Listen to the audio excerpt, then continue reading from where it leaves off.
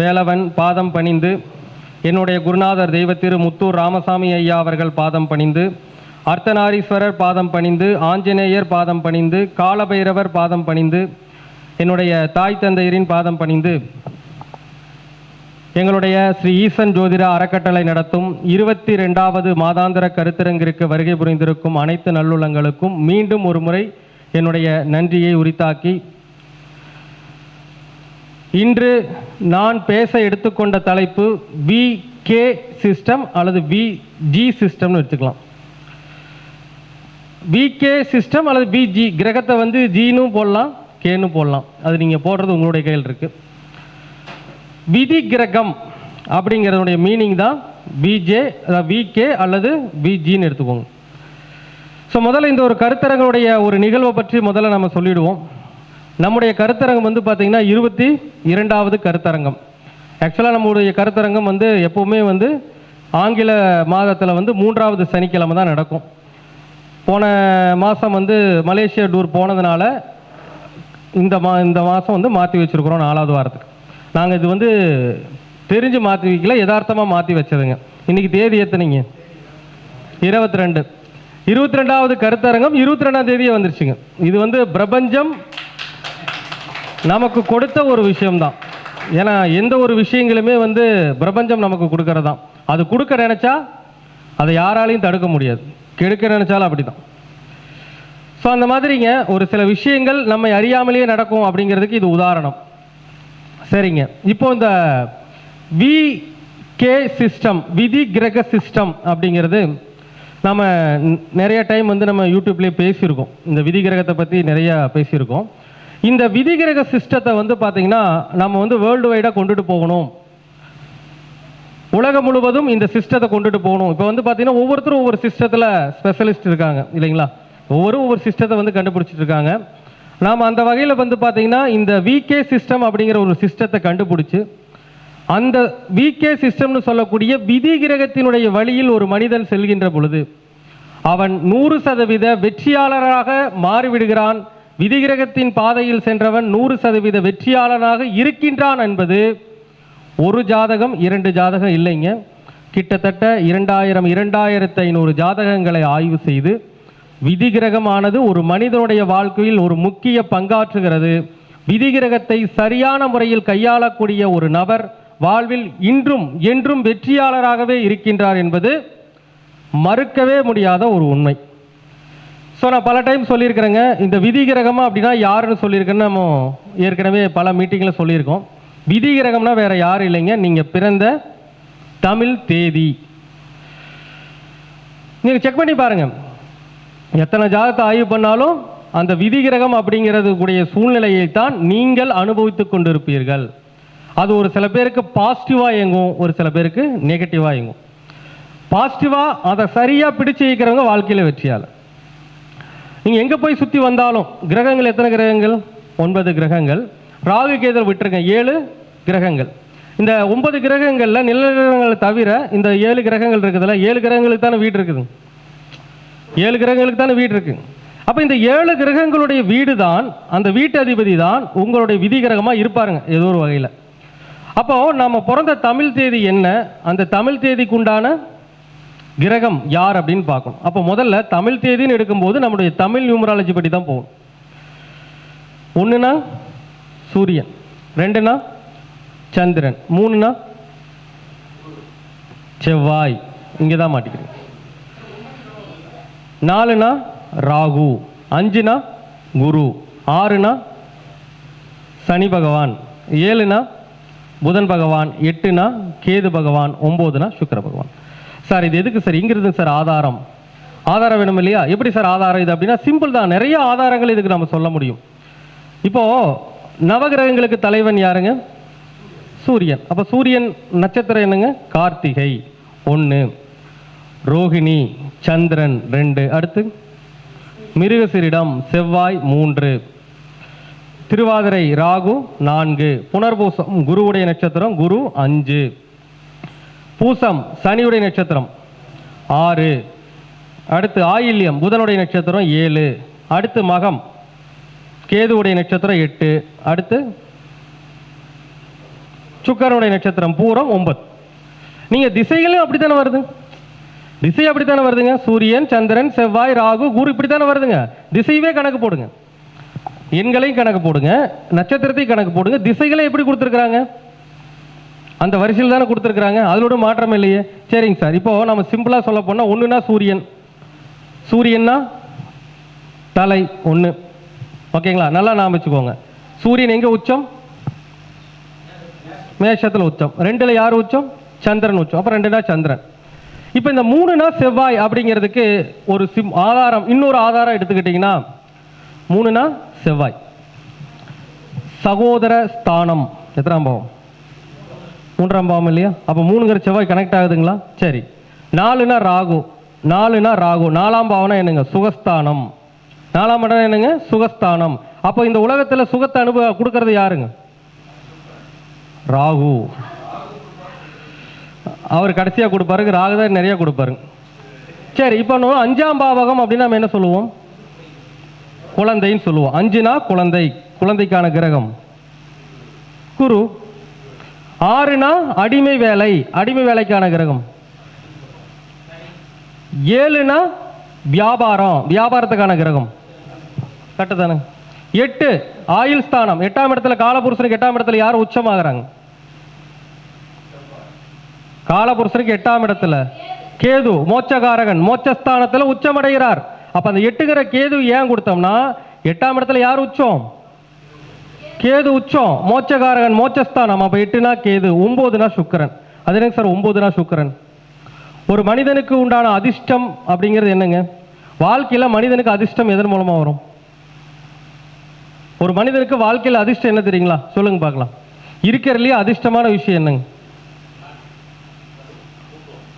ஒவ்வொரு மனுஷனும் சந்தோஷமா இருக்கிறதா அவனுக்கு அதிர்ஷ்டமே இல்லையா? ஒவ்வொரு மனுஷனும் சந்தோஷமா இருக்கிறதா என்னதுங்க அவனுக்கு அதிர்ஷ்டமே. அப்போ அதிர்ஷ்டத்துக்கான கிரகம், சந்தோஷத்தை கொடுக்கிற கிரகம் யாரு? சுக்கிரன், 9ஆம் இடம். அந்த வீட்டில் தான் சுக்கிரனுடைய நட்சத்திரம் இருக்கா இல்லைங்களா? பூராடம் இருக்குது இல்லையா? சென்ட்ரல் நட்சத்திரம் பூராடம் இருக்குது, குருவுடைய வீட்டில் இருக்கு. அப்போ நாம இந்த எண்கணிதம் அப்படிங்கிறது சாதாரணமான விஷயம் கிடையாதுங்க. இப்போ நான் வந்து எல்லோரையும் கேட்கக்கூடிய ஒரே கேள்விதாங்க, சார் நீங்க நியூமராலஜிக்கு ஆங்கிலத்தில் போய் பார்க்குறீங்க, எல்லாம் ஓகே. ஒரு விஷயத்தை குறிக்கணும், ஒரு நல்ல நாள் குறிக்கணும் அப்படின்னா எதை சார் பார்க்குறீங்க? தமிழ் தேதி. பஞ்சாங்கத்தில் போய் தமிழ் தேதி எடுத்து தானே பார்க்குறீங்க. இங்கிலீஷ் டேட்டுக்காக வந்து உங்களுக்கு கொடுத்துருக்காங்க. அதுக்காக நான் ஆங்கிலத்தை குறை சொல்லலைங்க, அதை வந்து நான் குறை சொல்ல விரும்பலைங்க. தமிழ் எண்கணிதம் சுத்தமானது, சரியானது அப்படிங்கிறது தான் இந்த இடத்துல நம்ம தெரிஞ்சுக்க வேண்டிய விஷயம். அப்போ ஒரு மனிதன் தன்னுடைய விதி கிரகத்தினுடைய பாதையில் தான் சென்று கொண்டிருப்பான், அதை தவிர வேற ஒண்ணுமே கிடையாது. நான் ஏற்கனவே வந்து பல ஜாதகங்களை வந்து பல மேடைகளில் வந்து நான் சொல்லியிருக்கிறேன், இந்த ஜாதகர் இந்த தேதியில பிறந்தா இந்த விஷயத்தை தான் செஞ்சுட்டு இருப்பார். ஜெயிக்கிறாரா தோக்குறாரெல்லாம் அந்த கிரகம் இருக்கக்கூடிய நிலைமையை பொறுத்த ஒரு விஷயம் இல்லைங்களா? சரி, இப்போ நாம் வந்துங்க பொதுவாக ஒரு சில விஷயங்களை ஃபஸ்ட்டு கொஞ்சம் சில விஷயங்களை சொல்லிக்கிறேன், அதுக்கப்புறம் நம்ம ஆதாரத்தோடு நிரூபிக்கலாம் இல்லைங்களா? எந்த ஒரு விஷயமாக இருந்தாலும் ஆதாரபூர்வமாக நிரூபிப்பதுதான் நம்முடைய இந்த அறக்கட்டளையுடைய ஸ்பீச். நியாயம், நேர்மை, தர்மம் இருக்கும். அந்த விஷயம் இல்லாமல் ஒரு விஷயத்தை நாங்கள் வெளிப்படுத்துறதே கிடையாது. இப்போ உதாரணமாக நான் சொல்கிறேங்க சார், இப்போ ஒரு ஜாதகர் சந்திரனுடைய தேதியில் பிறந்திருக்கிறார். சந்திரனுடைய தேதி எத்தனாம் தேதி? 2. அப்போ நீங்கள் ஒரு கணக்கு வச்சுக்கோங்க, எந்தங்க எல்லா மாதத்துலேயும் 2ஆம் தேதி எங்கெங்கெல்லாம் கனெக்ட் ஆகும். இப்போ இது பங்குனி மாதம் 2, பங்குனி 2, பங்குனி 11, பங்குனி 20, பங்குனி 29. அதே மாதிரி நீங்கள் எந்த மாதத்தில் பிறந்திருந்தாலும் யாரெல்லாம் இந்த 2, 11, 20, 29 தமிழ் தேதியில் பிறந்திருக்கீங்களோ அவங்களுக்கு விதிகிரகம் யாருங்க? சந்திரன். அப்போ ஒரு மனுஷன் அந்த சந்திரன் விதிகிரகமாக பெற்றவன் வாழ்க்கையில் அவன் பிடிக்க வேண்டிய, அவன் தொட வேண்டிய கிரகம் எது? இது வந்து அடுத்த பரிணாமத்தில் சொல்லக்கூடிய விஷயங்கள். முதல்ல விதி கிரகம் எப்படி, வாழ்க்கை எப்படின்னு சொன்னோம். இப்போ அடுத்த பரிணாமத்தில் நாம் சொல்லக்கூடிய விஷயம், இது வந்து ஆய்வுகளுக்கு உட்படுத்தி மிகச்சரியாக பொருந்தி போகக்கூடிய ஒரு விஷயம். சந்திரனை விதி எண்ணாக கொண்டவர்களுக்கு யார் மிகப்பெரிய சப்போர்ட் பண்ணுவாங்க சொல்லுங்க?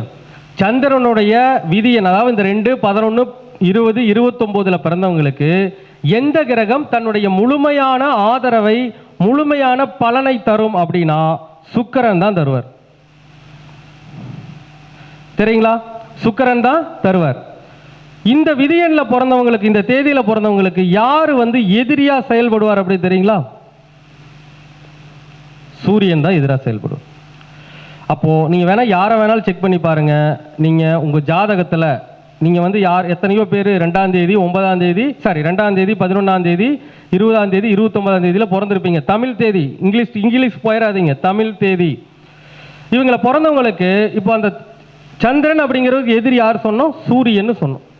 அப்ப இந்த தேதியில பிறந்தவங்க ஜாதகத்துல சூரிய பகவான் நல்லா வலுவோட இருந்தாரு, கெடாம வலுவோட இருக்கிறாருன்னா அவங்க கிழக்கு பார்த்த வீட்டில் இருந்தாங்கன்னா கண்டிப்பா வாழ்க்கையில் தோல்விதான் அடைவாங்க. இதுல சூட்சம் இருக்குதுங்க. இந்த சூரிய பகவான் வலு விழுந்தவங்க நல்லா இருப்பாங்க. சந்திரன் அந்த நம்பர்ல பிறந்தவங்களுக்கு சூரியன் ஜாதகத்துல ஒண்ணு வேண்டியது இல்லைங்க சார். ஒரு லக்கணம் எடுத்துக்குவோம். ஒரு லக்கணம் இப்போ உதாரணமா தனுசு லக்கணம் எடுத்துக்குவோம். தனுசு லக்கணத்துக்கு சூரியன் யாருங்க? பாக்கியாதிபதி. அவரு 8லயோ 6லயோ 12லயோ போய் மறைஞ்சிருச்சுன்னா அவங்க வாழ்க்கை நல்லா இருக்கும். அதே சமயத்துல அந்த சூரியன் ஜாதகத்துல லோ டிகிரிக்கு போனாலும் அவங்களுடைய வாழ்க்கை நல்லா இருக்கும். சூரியன் அவயோகியாகி கெட்டு போனாலும் அவங்களுடைய வாழ்க்கை நல்லா இருக்கும். செக் பண்ணி பாருங்க. அப்ப ஜாதகத்துல இந்த விதியன்ல பிறந்தவங்க இந்த கிழக்கு வாசல் வீட்டில், அதாவது கிழக்கு பார்த்த வீட்டில் இருந்தாங்கன்னா அவங்க வாழ்க்கையில் கஷ்டத்தை தான் அதிகமாக சந்திப்பார்கள். ஆய்வு பண்ணி பாருங்க, கரெக்டா இருக்கும். விதி கிரகத்துடைய பலனை யாராலையும் மாற்ற முடியாது. அதே சமயத்தில் இப்ப இந்த விதி கிரகத்திற்கு நட்பு கிரகம் யாருன்னா சுக்கிரன். அப்ப ஜாதகத்தில் சுக்கிரன் நல்லா இருந்தாருன்னா அவருடைய லைஃப் சூப்பரா இருக்கும். ஒண்ணு வேணாங்க, தனுசு லக்னமே வச்சுக்கோங்க.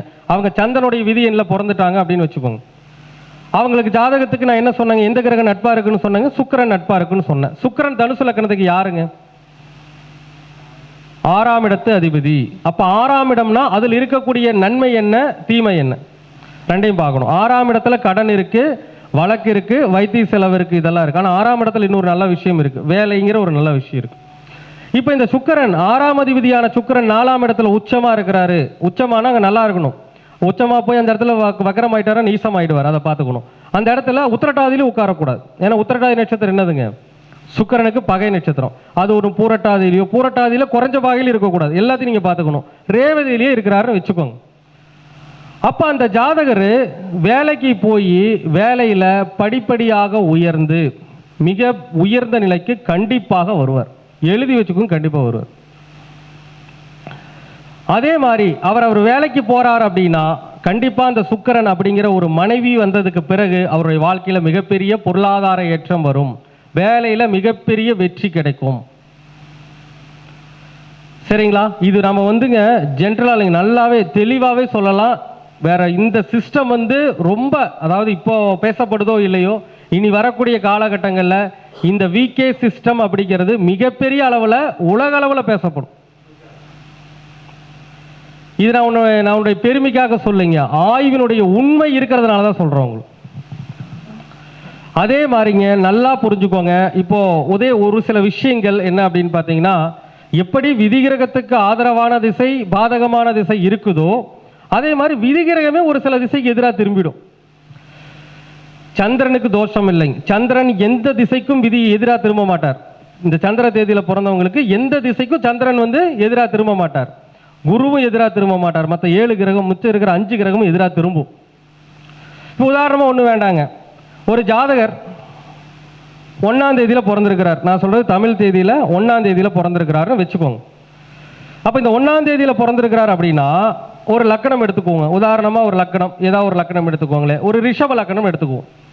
1ஆம் தேதியில பிறந்திருக்காரு. நல்லா புரிஞ்சுக்கோங்க, ரிஷப லக்கணம் 1ஆம் தேதியில பிறந்திருக்கார். 1ஆம் தேதிக்கு யாருங்க அதிபதி? சூரியன். லக்கணத்துக்கு யாருங்க? ரிஷப லக்கணத்துக்கு 4ஆம் வீட்டு அதிபதி. அப்போ 4ஆம் வீட்டு அதிபதி சூரியன். அந்த 4ஆம் அதிபதி சூரியன் 4லேயே ஆட்சியாவே இருக்கிறாருன்னு வச்சுக்கோங்களேன். சரிங்களா? அவர் பிறந்த தேதி 1, அதாவது 1, 10, 19 கணக்கு வச்சுக்கோங்க, 28ன்னு வச்சுக்கோங்க. அப்போ 4லேயே ஆட்சியாக தான் சூரியன் இருப்பாருங்க. ஆனால் நல்லா பாருங்க, அந்த ஜாதகருக்கு சந்திர திசையோ குரு திசையோ வரும் பொழுது இந்த விதி கிரகம் அவருடைய வாழ்க்கையவே ஆட்டங்காண வச்சிடும். இட பிரச்சனை, வீடு பிரச்சனை, அம்மாவுக்கு பிரச்சனை, இந்த மாதிரி கடுமையான பிரச்சனைகள்லாம் தந்து அவருடைய வாழ்க்கையிலேயே மிகப்பெரிய கஷ்டத்தை அனுபவிக்க வேண்டிய சூழ்நிலையை கட்டாயமாக தரும். சரிங்களா? அப்போ விதி கிரகம் என்பது ஒரு சாதாரணமான விஷயம் கிடையாது.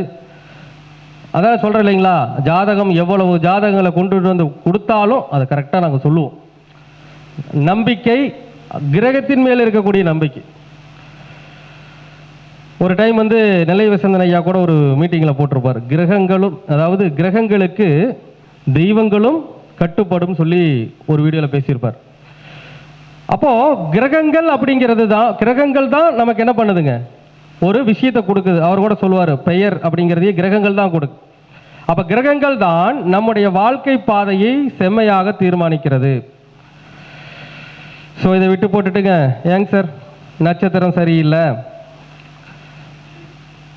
நான் சொல்கிறதான் சரி, ஏதோ ஒரு தலைப்பை வச்சுக்கிட்டு அந்த தூவம் இந்த தூவன்னு பேசிட்டு, அப்போ இத்தனை நாளாக ஜாதகம் பார்க்குறவங்களாம் முட்டாள்களாம், தன்னை ஒரு மேதாவி போல சித்தரித்து கொண்டு அடுத்த ஜோதிடர்களை, ஜோதிட ஆசான்களை இழிவுபடுத்தக்கூடிய எந்த ஜோதிடர்களுக்கும் ஜோதிட வாக்குப்பளிதம் வராது, வேஸ்ட் ஆகிடும். அப்போ எந்த ஜோதிட முறையும் என்ன பண்ணக்கூடாதுங்க, இழிவுபடுத்தக்கூடாது. இப்போ ஐயா நாடி பார்ப்பாங்க, ஐயா வந்து எண்கணிதம் பார்ப்பாங்க. இப்போ எல்லாருமே எல்லா விஷயத்துலையும் கிரேட் தான். ஏன்னா ஒவ்வொருவர்களுடைய ஆய்வும் ஒரு சாதாரணமான விஷயம் இல்லை. என்னங்க சார், அவங்க என்ன ஒரு நாள் 2 நாள் புக்கை படிச்சுட்டாங்க சார், ஒரு விஷயத்த சொல்கிறாங்க. அவங்களுடைய அனுபவம், அவங்களுடைய திறமை, இதெல்லாம் அவங்களுக்கு பின்னால் ஒளிஞ்சிருக்கு. அதை விட்டு போட்டுட்டு ஒரே அடியாக ஒரு ஒரு ஒரு ஜோதிடரை மட்டம் தட்டுவது அப்படிங்கிறது கூடவே கூடாது. சரஸ்வதி வரமாட்டாங்க வாக்கில், அவ்வளோதான், வேற ஒன்றும் இல்லைங்க. சரஸ்வதி வரமாட்டாங்க, சனி பகவானும் விட மாட்டார். ஓகேங்களா? அதனால தான் இந்த சனி பகவானை கண்டா எல்லாருக்குமே பயம். ஆமாங்க.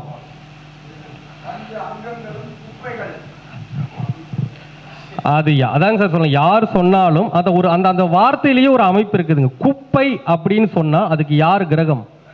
சனி பகவான். குப்பைன்னு தானே சனி பகவான் பார்த்துக்குவார், அவ்வளோதான், வேற ஒன்றும் இல்லைங்க. அவர் தானே சொன்னீங்க, அவரே பார்த்துக்குவார். இப்போ நீங்கள் எந்த வார்த்தையை யூஸ் பண்ணுறீங்களோ அந்த வார்த்தைகள் கிரகங்களாகத்தான் பிரதிபலிக்கும், அதை யாராலையும் மாற்ற முடியாது. சரிங்களா? ஏன்னா நட்சத்திர சாரங்கிறது எவ்வளவு பெரிய விஷயம்.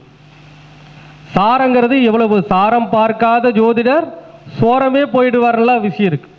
அப்போ சாரங்கள் அப்படிங்கிறது ஒரு முக்கியத்துவம்.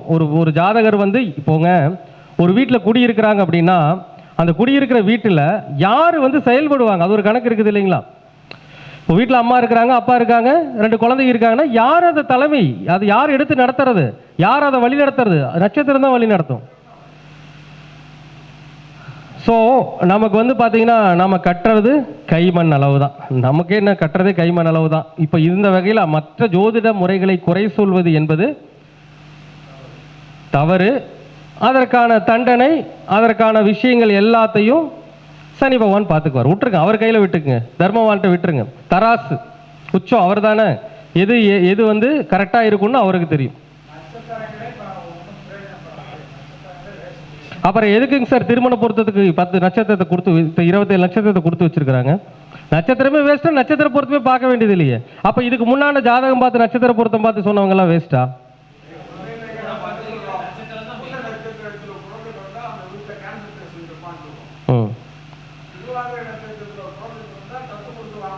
சொல்றோம். அதாவதுங்க உண்மை அதுதாங்க. அதாவதுங்க அந்த காலத்தில் நம்முடைய சித்தர் பெருமக்கள் தன் பாடல்களை கிரகங்கள் வாயிலாக எழுதி கொடுத்துருக்குறாங்க.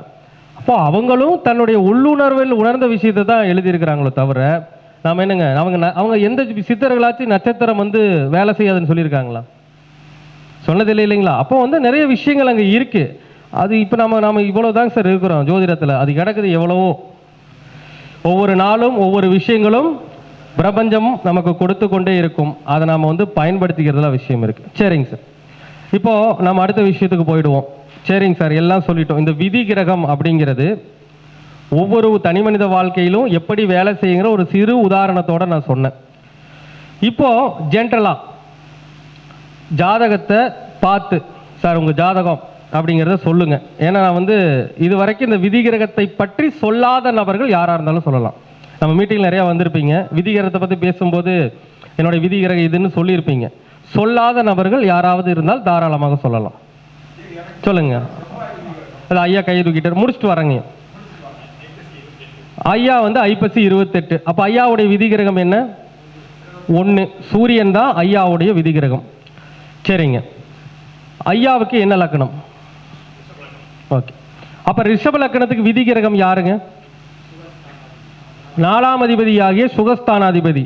அப்போ உங்களுடைய விதியை இயக்குவது யாருங்க? சூரியன் தான் இயக்குறார். 4ஆம் அதிபதி தான் உங்களுடைய விதியை இயக்கிக் கொண்டு இருக்கிறார். ஓகே, ஐயா உட்காருங்க, உட்காருங்க, பரவாயில்ல. 4ஆம் அதிபதி தான் விதியை இயக்கிக் கொண்டு இருக்கிறார். இந்த 4ஆம் அதிபதி சூரியன் இருக்கிற நிலை பொறுத்து தான் உங்களுடைய வாழ்க்கை. சூரியன் எங்க இருக்காருங்க?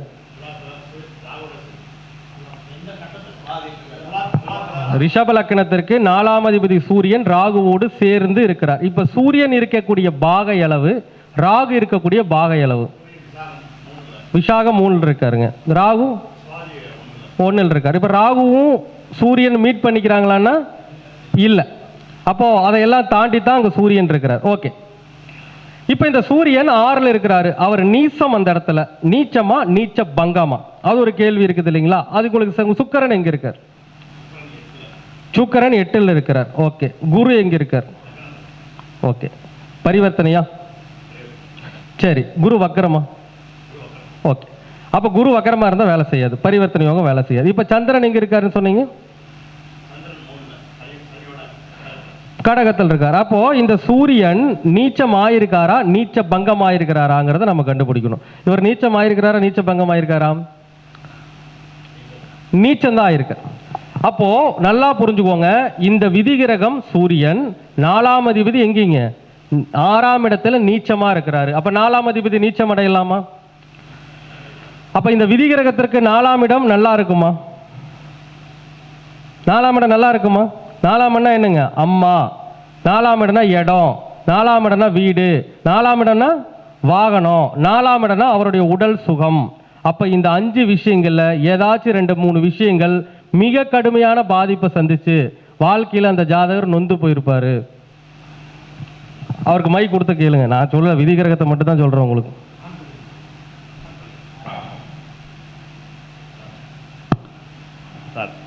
இருங்க, ஆன் பண்ணுங்க. அம்மா அம்மா இப்போ தவறிட்டாங்க. சரிங்க. வைகாசி மாதம். சரிங்க. இல்லை, அது ஆன் பண்ணலாம், பரவாயில்ல, சொல்லுங்க. வீடு புரி வீடு, இடம் இப்போ பிரச்சனை இல்லை. அப்படியே ஒரு 2 வருஷமா சும்மா கிடக்குது. குடியிருக்கோம். சரிங்க. சொந்தமாக 2 வீலர் இடம் என்கிட்ட கிடையாது. கிடையாது. அவருக்கு சுகத்தை அனுபவிக்கக்கூடிய விஷயமே இல்லை. நான் பார்த்தா சார் சொன்னேன், அவர் ஜாதகம் என்ன, நான் வந்து ஏன்னா 9 கிரகத்தை ஆய்வு பண்ணியா சொன்னேங்க. 4ஆம் அதிபதி பலம் இழக்கிறாரு. அவருடைய வாழ்க்கையில இதுவரைக்கும் எந்த ஒரு முழுமையான ஒரு சுகத்தையும் இதுவரைக்கும் அனுபவிக்கல. சூரியன் தான் அதிக பாகையில் இருக்கார். அவர் தான் நீச்சமாயிட்டாரு. நீச்சமாயிட்டார் இல்லைங்களா? அப்போ வந்து ஒரு கிரகம் அதிக பாகையில் இருந்தால் நீச்சமானது தான். அப்போ வாழ்க்கையில் அவர் சொன்ன என்ன சொல்றாருங்க, ஒரு 2 வீலர் கூட இல்லைங்கிறார். இப்போ 4ஆம் இட சுகம் பாதிக்கப்பட்டுருச்சா? ஒரு மனுஷனுக்குங்க சுகம்னா ஒரு 2 வீலரு, ஒரு 4 வீலரு, அதாவது நான் ஒரு சாதாரணமாவாச்சும் ஒரு இருக்கணும் இல்லையா? அப்போ இதனுடைய சூழ்நிலைகள் என்ன ஆகுதுங்க? அப்போ இப்போ 4ஆம் இடத்துல பிரச்சனையும் இருக்கும். 4ஆம் இடம்னா என்ன சொல்லுங்க, இடம் வீடு வண்டி வாகனம் இது சம்பந்தமான பிரச்சனையும் இருக்கும். என்ன பிரச்சனை இருக்குங்க? பிரச்சனையா கிடக்குது. கேஸ் இருக்குதுங்களா இல்லை பிரச்சனையா கிடக்குதுங்களா?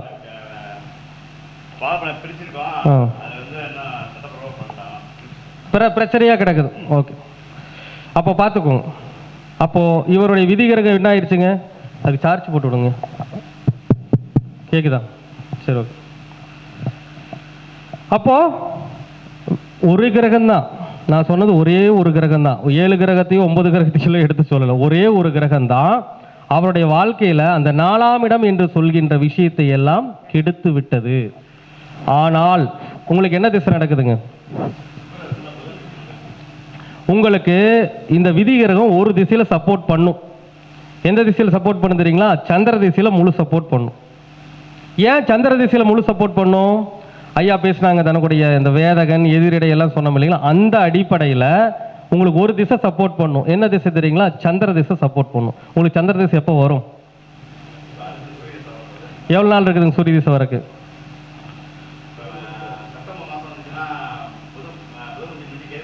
ஆரம்பிக்கும். அப்போ ஒரு வருஷம் அந்த பக்கம் இருக்கும், இந்த பக்கம் ஒரு 1.5 வருஷம்னு வச்சுக்கோங்க.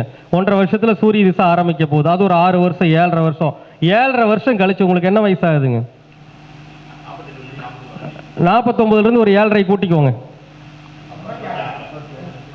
56, 50, 57 வயசுக்கு மேலதான் உங்களுடைய விதிகிரகம் உங்களுக்கான எல்லா சுபத்தையும் கொடுக்கும்.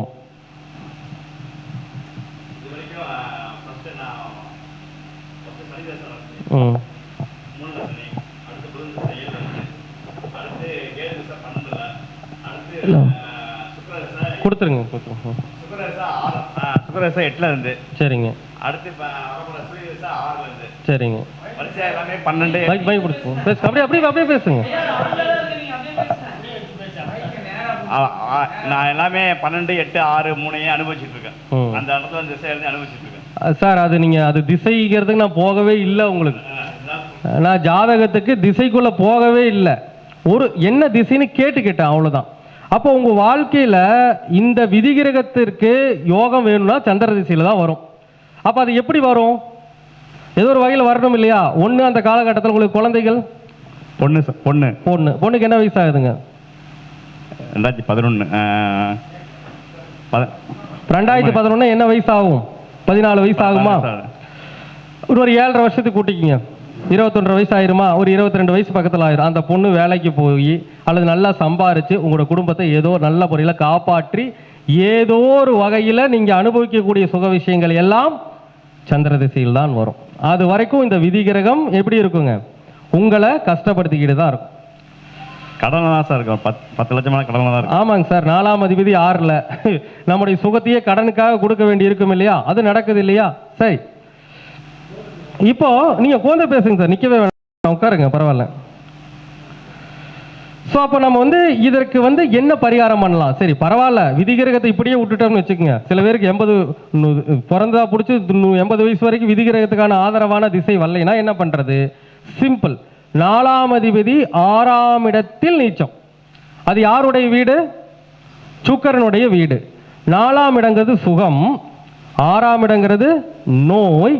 அது இருக்கிற வீடு சுக்கிரன். அப்போ சுகர் நோய். சுக்கர்னா என்னங்க? சர்க்கரை வியாதி. அப்ப சுகர் நோய் உள்ள தாய்மார்களுக்கு அது யாரு? காலபுருஷனுடைய 7வது வீடு. அப்படின்னா சமுதாய ரீதியான பணி செய்யக்கூடியவர்கள், தொண்டு செய்யக்கூடியவர்கள் யாருங்க? சூரியனா அரசாங்கம். இப்ப எல்லாத்தையும் கனெக்ட் பண்ணுங்க. தூய்மை தொழிலாளர்கள் அவங்க என்னதான் வந்துங்க அரசாங்கத்துக்கிட்ட தானே வாங்குறாங்க. தூய்மை தொழிலாளருக்கும் அரசு சம்பளம் கொடுக்குது இல்லையா? அப்ப அந்த தூய்மை தொழில் செய்யக்கூடிய அந்த 4ஆம் இடத்தை இன்னொன்னு கூட்டிக்கிங்க, தாய்மார்கள். அப்போ இந்த தூய்மை தொழில் செய்யக்கூடிய தாய்மார்களுக்கு ஒவ்வொரு மாசமும் ஞாயிற்றுக்கிழமை நாள்ல சக்கரை வியாதிக்கு மருந்து மாத்திரை வாங்கி கொடுத்துட்டே வாங்க. உங்களுடைய விதிகிரகம் பூஸ்ட் ஆயிடும். ஓகேங்களா? கண்டிப்பா பூஸ்ட் ஆகும். நீங்க ரெகுலரா செஞ்சு பாருங்க, கண்டிப்பா அதற்கான விடை நிச்சயமாக கிடைக்கும். சரிங்களா? ஓகேங்களா? ஆதாரம் இன்னும் வேணுமா? சரி சொல்லுங்க. சரிங்க. இப்போ நோட்டில் ரிஜிஸ்டர் பண்ண நம்பர் 13. சரிங்க. நம்ம நடக்கிற இது வந்து கரெக்டாக 22. அது ஏதோ இங்கிலீஷ். சரி, அதாங்க இங்கிலீஷ்லேயும் ஏதோ ஒரு ரூபத்தில், ஆங்கிலத்திலும் ஏதோ ஒரு ரூபத்தில் பிரபஞ்சம் சொல்லுது. ஓகே பரவாயில்ல, விடுங்க, நல்லது தான். சரிங்க. ஐயா சொன்னாங்க. ஐயாவுடைய விதிகிரகம் வந்து செவ்வாய் 30ஆம் தேதின்னு சொல்லியிருக்கிறாங்க. அப்ப இந்த செவ்வாய் அப்படிங்கிறவர் லக்கணம் என்ன லக்கணம்? கும்ப லக்கணம். செவ்வாய் எங்க இருக்காருங்க? லக்னத்துல வக்ரம். செவ்வாய் லக்னத்துல வக்ரம், கும்பத்திலேயே. அப்போ விதிகிரகம் லக்னத்துல வக்ரமா இருக்கு. இப்ப வக்ரமான கிரகம் எந்த நட்சத்திரத்துல வக்ரமா இருக்காரு? சதயம். லக்னத்துல சதயத்துல 1ஆம் பாதமா, 2ஆம் பாதமா, 3ஆம் பாதமா, 4ஆம் பாதமா? ஏன்னா எல்லாத்தையும் பார்க்கணும். வக்ரமான செவ்வாய் அங்கேயே வக்ரமானாரா சொல்லுவாங்க இல்லையா? அந்த வக்ரமான கிரகம் அந்த வீட்டு பலனை செய்யுதா இல்ல பின்னால போய் செய்யுதா? கோயம்புத்தூர்ல இருந்து சென்னை போனவர், கோயம்புத்தூர்ல சென்னை போனவர் சென்னைக்கே போயிட்டாரா இல்ல வக்ரமாயி கோயம்புத்தூர் திரும்பிட்டாரா? அப்போ இது வக்ர கிரகங்கிறது 2ஆம் கட்ட நிலை. வரும், வடிவேல் காமல பாரு, வரும் ஆனா வராது.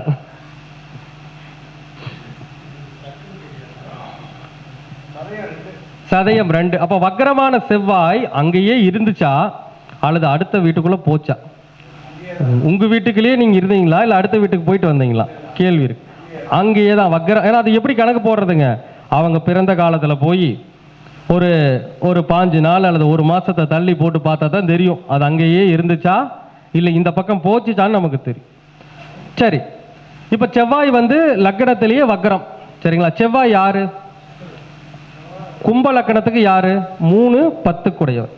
இப்போ ஐயாவுடைய விதிகிரகம் 3க்கும் 10 குடையவன் லக்கணத்திலேயே இருக்கிறது அப்படிங்கிறது நல்லதா கெட்டதானா? பொதுவா கெட்டதுதான். இதுல ஒரு விஷயம் என்னன்னா, அவருக்கு செவ்வாய் என்ன அவயோகி யாருங்கிற கான்செப்ட் நம்ம பார்த்துக்கணும். அவயோகி யாருங்கய்யா?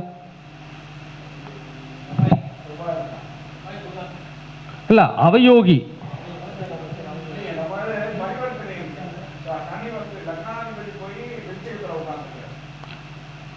அந்த கிரகம் வக்கரமானால் பரிவர்த்தனை யோகம் வேலை செய்யாது. நம்ம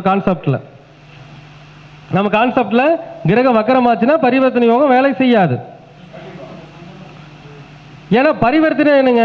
நீங்க என் வீட்டுக்கு வர்றது, நான் உங்க வீட்டுக்கு போறது. கரெக்டு தானே? நான் உங்க வீட்டுக்கு வர்றது, நீங்க என் வீட்டுக்கு வர்றது. 2 பேரும் நான் உங்க வீட்டுக்கு வந்துட்டு இருக்கிறேன், நீங்க எங்க வீட்டுக்கு வந்துட்டு இருக்கிறீங்க. நீங்க வக்கரமாய் திருநாள போயிட்டு எப்படி என் வீட்டுக்கு வருவீங்க? சுத்தி வர்றதுக்குள்ள காலம் ஓடிடும். சோபன நாம யோகத்துக்கு வந்து அவயோகி சனி பகவான். அது பிரச்சனை கிடையாது. அப்போ இந்த விதிகிரகம் எப்ப வேலை செய்யும் எப்ப வேலை செய்யாது அப்படின்னா, உங்களுக்கு வந்து சனி திசையோ புதன் திசையோ நடக்கின்ற பொழுது விதிகிரகம் தன்னுடைய முழு சப்போர்ட்டை பண்ணும். ஆனா சனி திசையோ புதன் திசையோ வராத காலகட்டங்கள்ல 3ஆம் இடம் 10ஆம் இடம் சார்ந்த விஷயங்கள் நமக்கு பாதிப்பானதாக மாறிவிடும். உங்களுக்கு சனி திசையோ புதன் திசையோ வந்துச்சாங்கய்யா? ஓகே. இப்ப ஐயாவுக்கு சனி திசை நடக்குது. அப்ப ஐயா இது வரைக்கும் என்ன பண்ணியிருந்தாலும், அது முக்கியமா 3ஆம் இடம் என்னங்க? நாம் எடுக்கக்கூடிய முயற்சிகள். 3ஆம் இடங்கிறது இளைய சகோதர ஸ்தானம். 3ஆம் இடம் இளைய சகோதர ஸ்தானம். நாம் எடுக்கக்கூடிய முயற்சிகள். 10ஆம் இடங்கிறது தொழில் ஸ்தானம். அப்ப தொழில்லாம் என்னங்க? நிறைய பேருக்கு அந்த விஷயம் புரியுறது இல்லை. தொழில்லாம் இப்போ ஜோதிடம் பார்க்குற தொழிலா கிடையாது.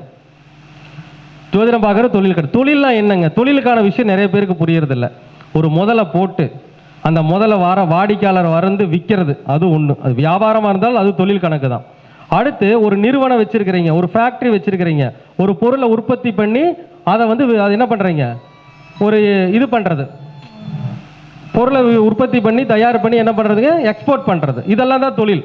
அப்போது முதல்ல ஜாதகரை பொறுத்த வரைக்கும் இந்த சனி திசையை விட்டுருங்க. இதுக்கு முன்னாடி எல்லாம் என்னென்ன திசை நடந்திருக்கும்? நிறைய திசை நடந்திருக்கும். அப்போ இந்த காலகட்டங்களில் 3ஆம் இடம் அப்படிங்கிறது முயற்சி, 3ஆம் இடங்கிறது இளைய சகோதரம், 3ஆம் இடங்கிறது டாக்குமெண்ட். இந்த வகையில் பிரச்சனையை இந்த விதிகிரகம் சந்திக்க வைக்கும். அடுத்து 10ஆம் இடம் தொழில். தொழில் சார்ந்த விஷயங்கள்ல தொழில் செஞ்சு தொழில் சம்பந்தமாக முதல் போட்டு தொழில் பண்ணா அந்த விஷயங்கள் எல்லாம் என்ன பண்ண வைக்கும்? இந்த விதிகிரகம் பிரச்சனையை கொடுத்துருக்கும், பிரச்சனை நடந்திருக்கும். அடுத்து இப்போ சனி திசை தொடங்கினதுக்கு அப்புறம் ஜாதகருடைய அந்த லைஃப் பிரைட்னஸ் ஆக ஆரம்பிச்சு. சனி திசை எப்ப தொடங்குச்சுன்னு எனக்கு தெரியாது. எப்பங்க? அது இல்லைங்க, சனி திசை எப்ப தொடங்குச்சு? ஓடிச்சு.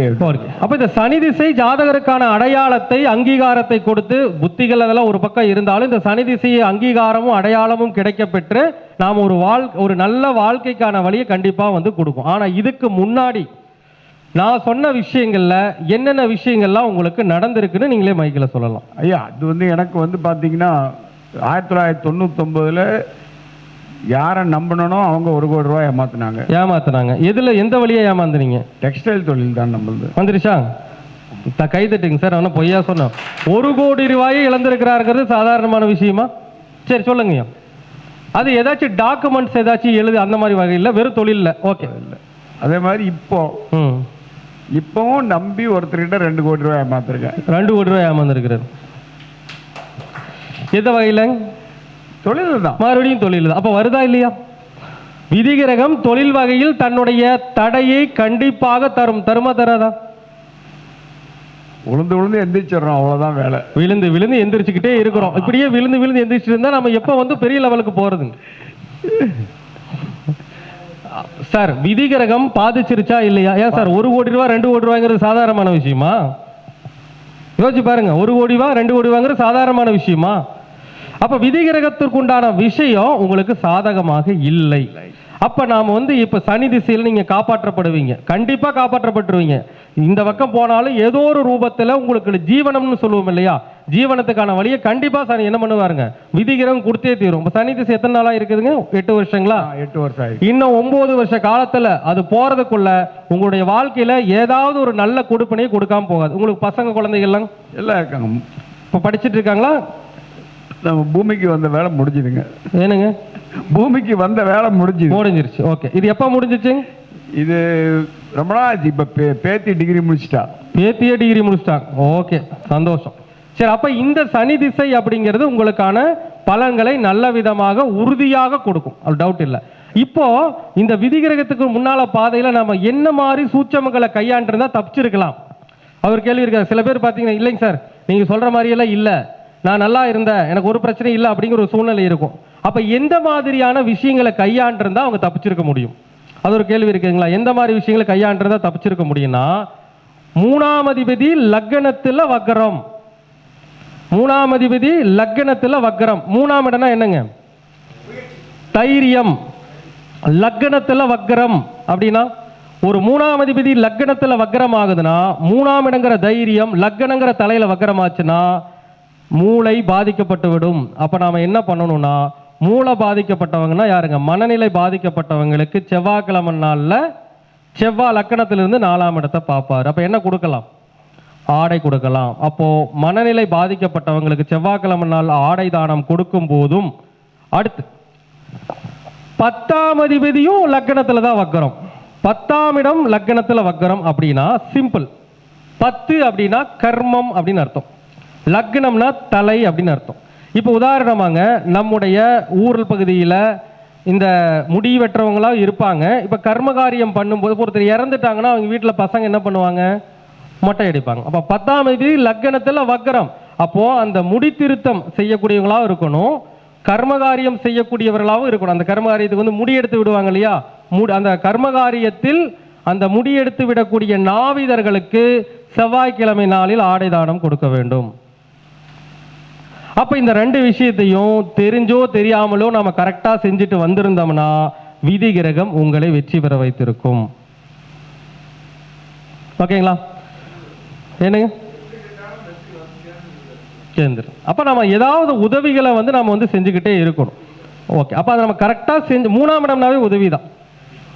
3ஆம் இடம்னாவே உதவிதான். 3ஆம் இடத்து ஒரு அதிபதி ஒருத்தர் கெட்டுச்சுன்னா என்ன பண்ணக்கூடாதுங்க? உதவி செய்யறதுக்கு தயங்கவே கூடாது. உதவி பண்ணிக்கிட்டே இருக்க என்னதான் நம்ம அடிபட்டு வந்தாலும் அப்படியே தப்பிச்சுக்கிட்டே வந்துடுவோம். மாசம் அன்னதானம் போடுவாங்க. அப்போ அவங்க அடி விழுந்திருக்கு, ஆனால் அப்போ என்ன பண்ணியிருப்பாங்க? தப்பிச்சுக்கிட்டே வந்திருக்கிறாங்க. இப்போ 3ஆம் அதிபதி 10ஆம் அதிபதி வக்கரம், எந்த உதவியுமே செய்யலப்பா, நஷ்டமாயிருச்சுன்னா ஒருத்தருக்கு ஒரு காசு கூட கொடுக்க மாட்டேன்னு இருந்தீங்கன்னா போச்சு. அப்போ நம்ம ஒரு சில விஷயங்களை என்ன பண்ணணுங்க, கரெக்டாக வந்து ஃபாலோ பண்ணி செஞ்சோம்னா இதற்கான விடை நமக்கு வந்து நிச்சயமாக கிடைக்கும். இது மட்டும் இல்லைங்க சார், அது காலபுருஷனுடைய 11ஆம் வீடு. காலபுருஷனுடைய 11ஆம் வீட்டில் ஒரு கிரகம் வக்கரம் அடையுதுன்னா அவங்க தெருநாய்களுக்கு பிஸ்கட் போடணும். அவங்க என்ன பண்ணுங்க? தெருநாய்களுக்கு பிஸ்கட் போடணும். இப்போ நிறையா ஒரு இதெல்லாம் இருக்குது இல்லைங்க, ஹோட்டலுக்கெல்லாம் போனோம்னா ஒரு சில ஆசிரமங்களுக்கு உண்டியல் வச்சிருப்பாங்க. இந்த உண்டியல் பணம் போடணும், அந்த உண்டியலில் பணம் போடணும், தெருநாய்களுக்கு உணவளிக்கணும். தெருநாய்களுக்கு உணவளிக்கிற பழக்கம் இருக்காங்க, வளர்த்துட்டு இருக்கிறீங்க. ஓகே, பாருங்க, அவர் அடி வர்றாரு, ஆனால் அப்பப்போ என்ன ஆகிறாருங்க, கொஞ்சம் மீண்டு வந்துகிட்டு இருக்கிறார். அப்போ நம்ம இதுலேருந்து என்ன தெரிஞ்சுக்கிறோன்னா, விதிகிரகத்துக்கான பாதை சரியாக இருந்தால் அந்த மனிதன் சரியான வெற்றியாளர், மிகச்சரியான வெற்றியாளர். அந்த விதிகிரகத்துடைய பாதையிலிருந்து தவறுபவர்கள் வாழ்வில் தோல்வியைத்தான் சந்திக்கிறார்கள். இது வந்து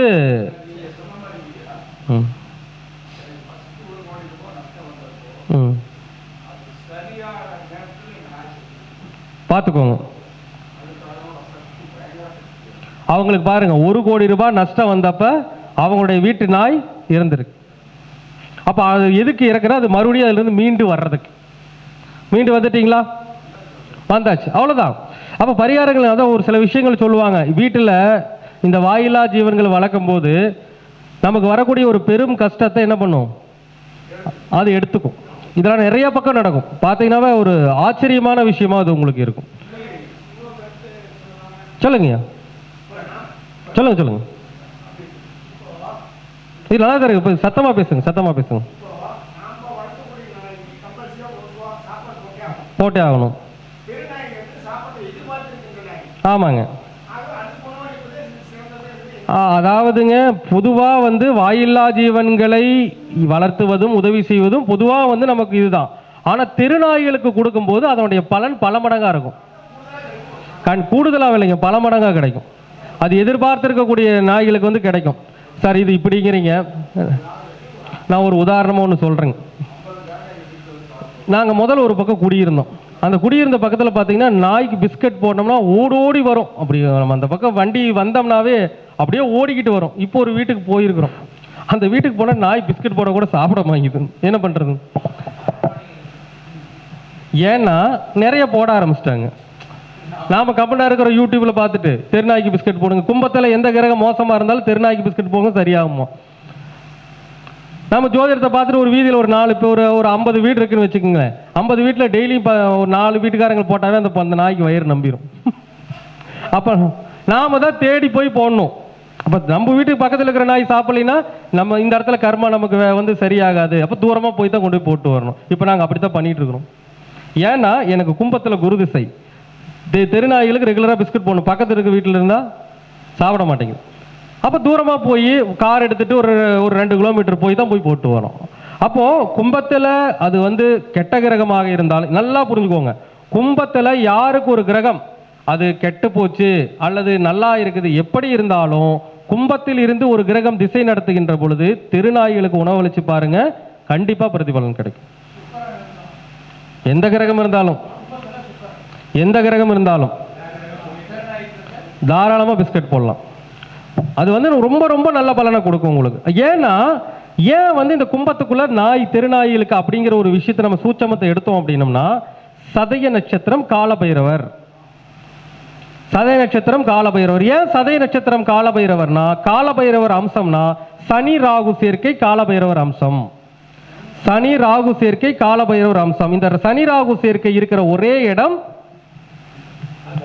கும்பம் இல்லையா? சனியுடைய வீட்டில் இருக்கின்ற ராகுவுடைய நட்சத்திரம். அதனாலதான் சதயத்துக்கு காலபைரவர், சதயத்துக்கு அர்த்தநாரீஸ்வரர். ஓகேங்களா? அப்போ சதயம் அப்படிங்கிறது காலபைரவருடைய முழுமையான அம்சம். அதனாலதான் என்ன பண்றாங்க, அந்த கும்பராசிக்குள் இருக்கின்ற ஒரு நடுநிலை நட்சத்திரம் வெட்டுதா இல்ல அவிட்டம் வெட்டுது, அந்த பக்கம் பூரட்டாதி வெட்டிரும், சதயம் வெட்டாது. அப்போ அந்த அந்த அந்த பைரவர் காலபைரவர் யாருங்க? என்ன அம்சம்? ஈஸ்வரன் அம்சம். அதாவது சிவனுடைய பாதுகாவலர். ஓகேங்களா? அப்போ அந்த இடத்துல என்னதுங்க, அங்கதான் என்ன இருக்குதுங்க, அந்த நாய்கள் திருநாய்களுக்கு உணவளிக்கக்கூடிய பரிகாரம் இருக்கிறது. ஆமாங்க. அப்போ இதுல எல்லாமே என்ன இருக்குதுங்க, ஒவ்வொரு சூட்சமங்கள் நமக்கு வந்து இருக்கு. ஒவ்வொரு ராசிக்குள்ளேயும் ஒவ்வொரு பரிகாரங்கள் கண்டிப்பாக இருக்கு. அந்த பரிகாரத்தை யாராலையும் மாற்றவே முடியாது. செஞ்சு பாருங்க, பலன் என்ன பண்ணுங்க கண்டிப்பா கிடைக்கும். இது ஏன் அப்படின்னு பார்த்தீங்கன்னா, பொதுவாக நான் அடிக்கடி பல மீட்டிங்கில் சொல்லியிருக்கிறேன். இந்த சதயத்துக்குள்ள கும்பத்துக்குள்ள திருநாய் அதே மாதிரி எடுத்துக்கிட்டீங்கன்னா இதுக்குள்ள யாருங்க, காத்து ராசி. அடுத்த ராசி துலாத்துக்குள்ள யாருங்க, சென்ட்ரல் நட்சத்திரம் சுவாதி. அப்போ அதுக்கு என்ன சொல்றோம் அப்படின்னா, சுவாதி அங்க இருக்குது, அது ராகு நட்சத்திரம். அந்த சுவாதியில ஒரு கிரகம் இருக்குன்னா, துலாத்துல ஒரு கிரகம் இருக்குன்னா, அவங்க கண்டிப்பாக காக்கைக்கு உணவளிக்கணும். ஏன் காக்கைக்கு உணவளிக்கணும்? சனி பகவானுடைய உச்ச நட்சத்திரம். அப்போ நம்ம வந்து பாத்துக்குங்க, இந்த வந்து வாயில்லா ஜீவன்கள். அப்ப துளாராசிகள் ஒருத்தர் கிரகம் இருந்துச்சுன்னா கண்டிப்பாக, அதுவும் சுவாதியில் இருந்துச்சுன்னா அவங்க என்ன பண்ணணுங்க, காக்கைக்கு உணவளிக்கணும். சதயத்தில் ஒரு கிரகம் இருந்துச்சுன்னா திருநாய்களுக்கு உணவளிக்கணும். என்னங்க, ராகுவே இருக்கு, சந்தோஷம்.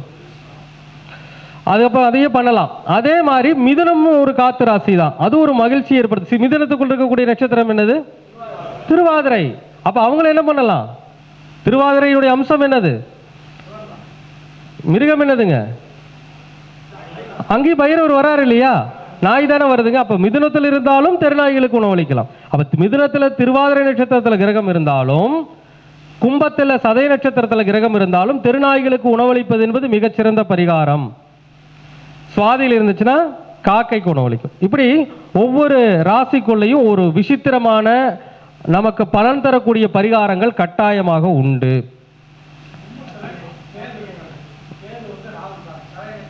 சார் யார் வேணாலும் இருக்கட்டும், எல்லாத்துக்கும் ஒரே பரிகாரம் தான். எந்த கிரகம் இருந்தாலும் அது பரிகாரம் வேலை செய்யுது. எப்போ தெரியுங்களா? பல மடங்கா வேலை செய்யும். அந்த திசைகள் வரும்போது நல்லா வேலை செய்யும். விதி கிரகம் இருந்தாலும் வேலை செய்யும். நல்லா புரிஞ்சுக்கோங்க. ஒரு மனுஷங்க நீங்க நினைச்சிட்டு இருக்கீங்க திசைகளை, விதி கிரகம் சுழன்று கொண்டே இருக்கும். அப்ப இந்த விதி கிரகத்தை வந்து இன்னும் யாருமே டச் பண்ணல. சரியா இருக்கும், கச்சிதமா இருக்கும், யாராலையும் மாற்ற முடியாது. சொல்லுங்க.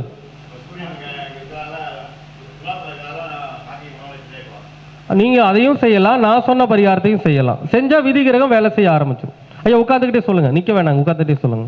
கார்த்திகை 27 ஐயா கார்த்திகை 27. 27 என்ன வருங்க? சுக்கரன் வரும். 2 7 9 சுக்கரன். அப்போ ஐயாவுடைய விதி கிரகம் சுக்கரன் தான். என்ன லக்கணங்க ஐயா? மீன லக்கணம். மீன லக்கணத்துக்கு சுக்கரன் யாருங்க? 3 8 குடையம். அப்ப சுக்கரன் எங்க இருக்காருங்க? அவர் ஜாதகம் கொடுங்க, தெரியல நான் பார்த்துக்கோ. ஐயாவுக்கு மீன லக்கணத்துக்கு 3 8 உண்டான சுக்கிரன் எங்க இருக்காரு அப்படின்னா லக்கணத்துக்கு 9ஆம் இடத்துல இருக்கிறாருங்க. விருச்சிகத்தில் இருக்கிறாரு. அனுஷ நட்சத்திரம் 4ஆம் பாதத்தில் இருக்கிறார். சூரியன் சேர்க்கை, செவ்வாய் சேர்க்கை. சுக்கிரன் அனுஷ 4னா வந்து பார்த்தீங்கன்னா வர்க்கோத்தமத்தில் வரும். சரிங்களா? வர்க்கோத்தம பலனில் வரும். சுக்கிரன் அனுஷ 4னா கண்டிப்பாக வந்து விருச்சிகத்தில் தான் வந்து நவாம்சத்தில் வரும், வந்திருக்கு. அப்ப இந்த விதிகிரகம் சுக்கிரன் யாரு? 3 8 கூடையவர் 9ல் இருக்கிறார். அப்ப 8 கூடையவன் 9ல் இருக்கலாமா? முதல் கேள்வி அதுதான். மீன லக்கணத்துக்கு சுக்கிரன் பாக்கியஸ்தானத்தில் இருக்கலாமா? இருக்கலாமுங்களா?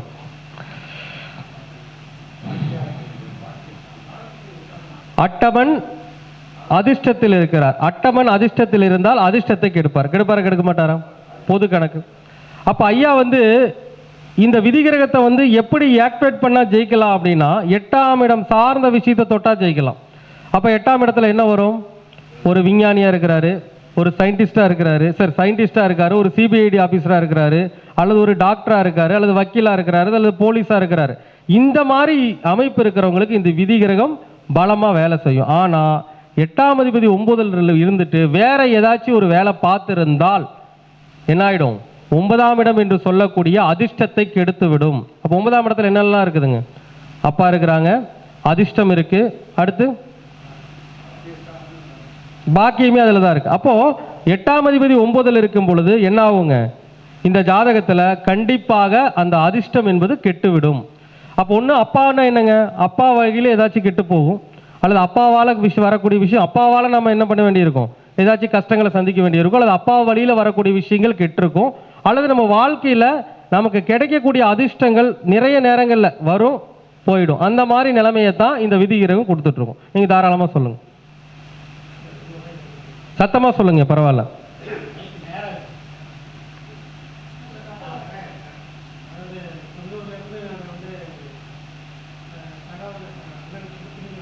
சரிங்க, கஷ்டம்தான். கடன்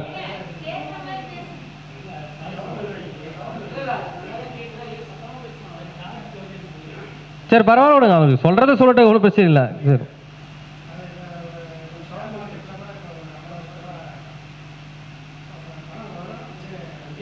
போயிடும். அதாவது 8ஆம் அதிபதி 9ல் இருந்தால் அதிர்ஷ்டம் என்னைக்குமே அடி வாங்கிட்டே இருக்கும். அவ்வளோதான் விஷயம் உங்களுக்கு. அப்போ அப்பாவுடைய வழியில சொத்துக்கள் ஏதாச்சும் இருக்குதுங்களா?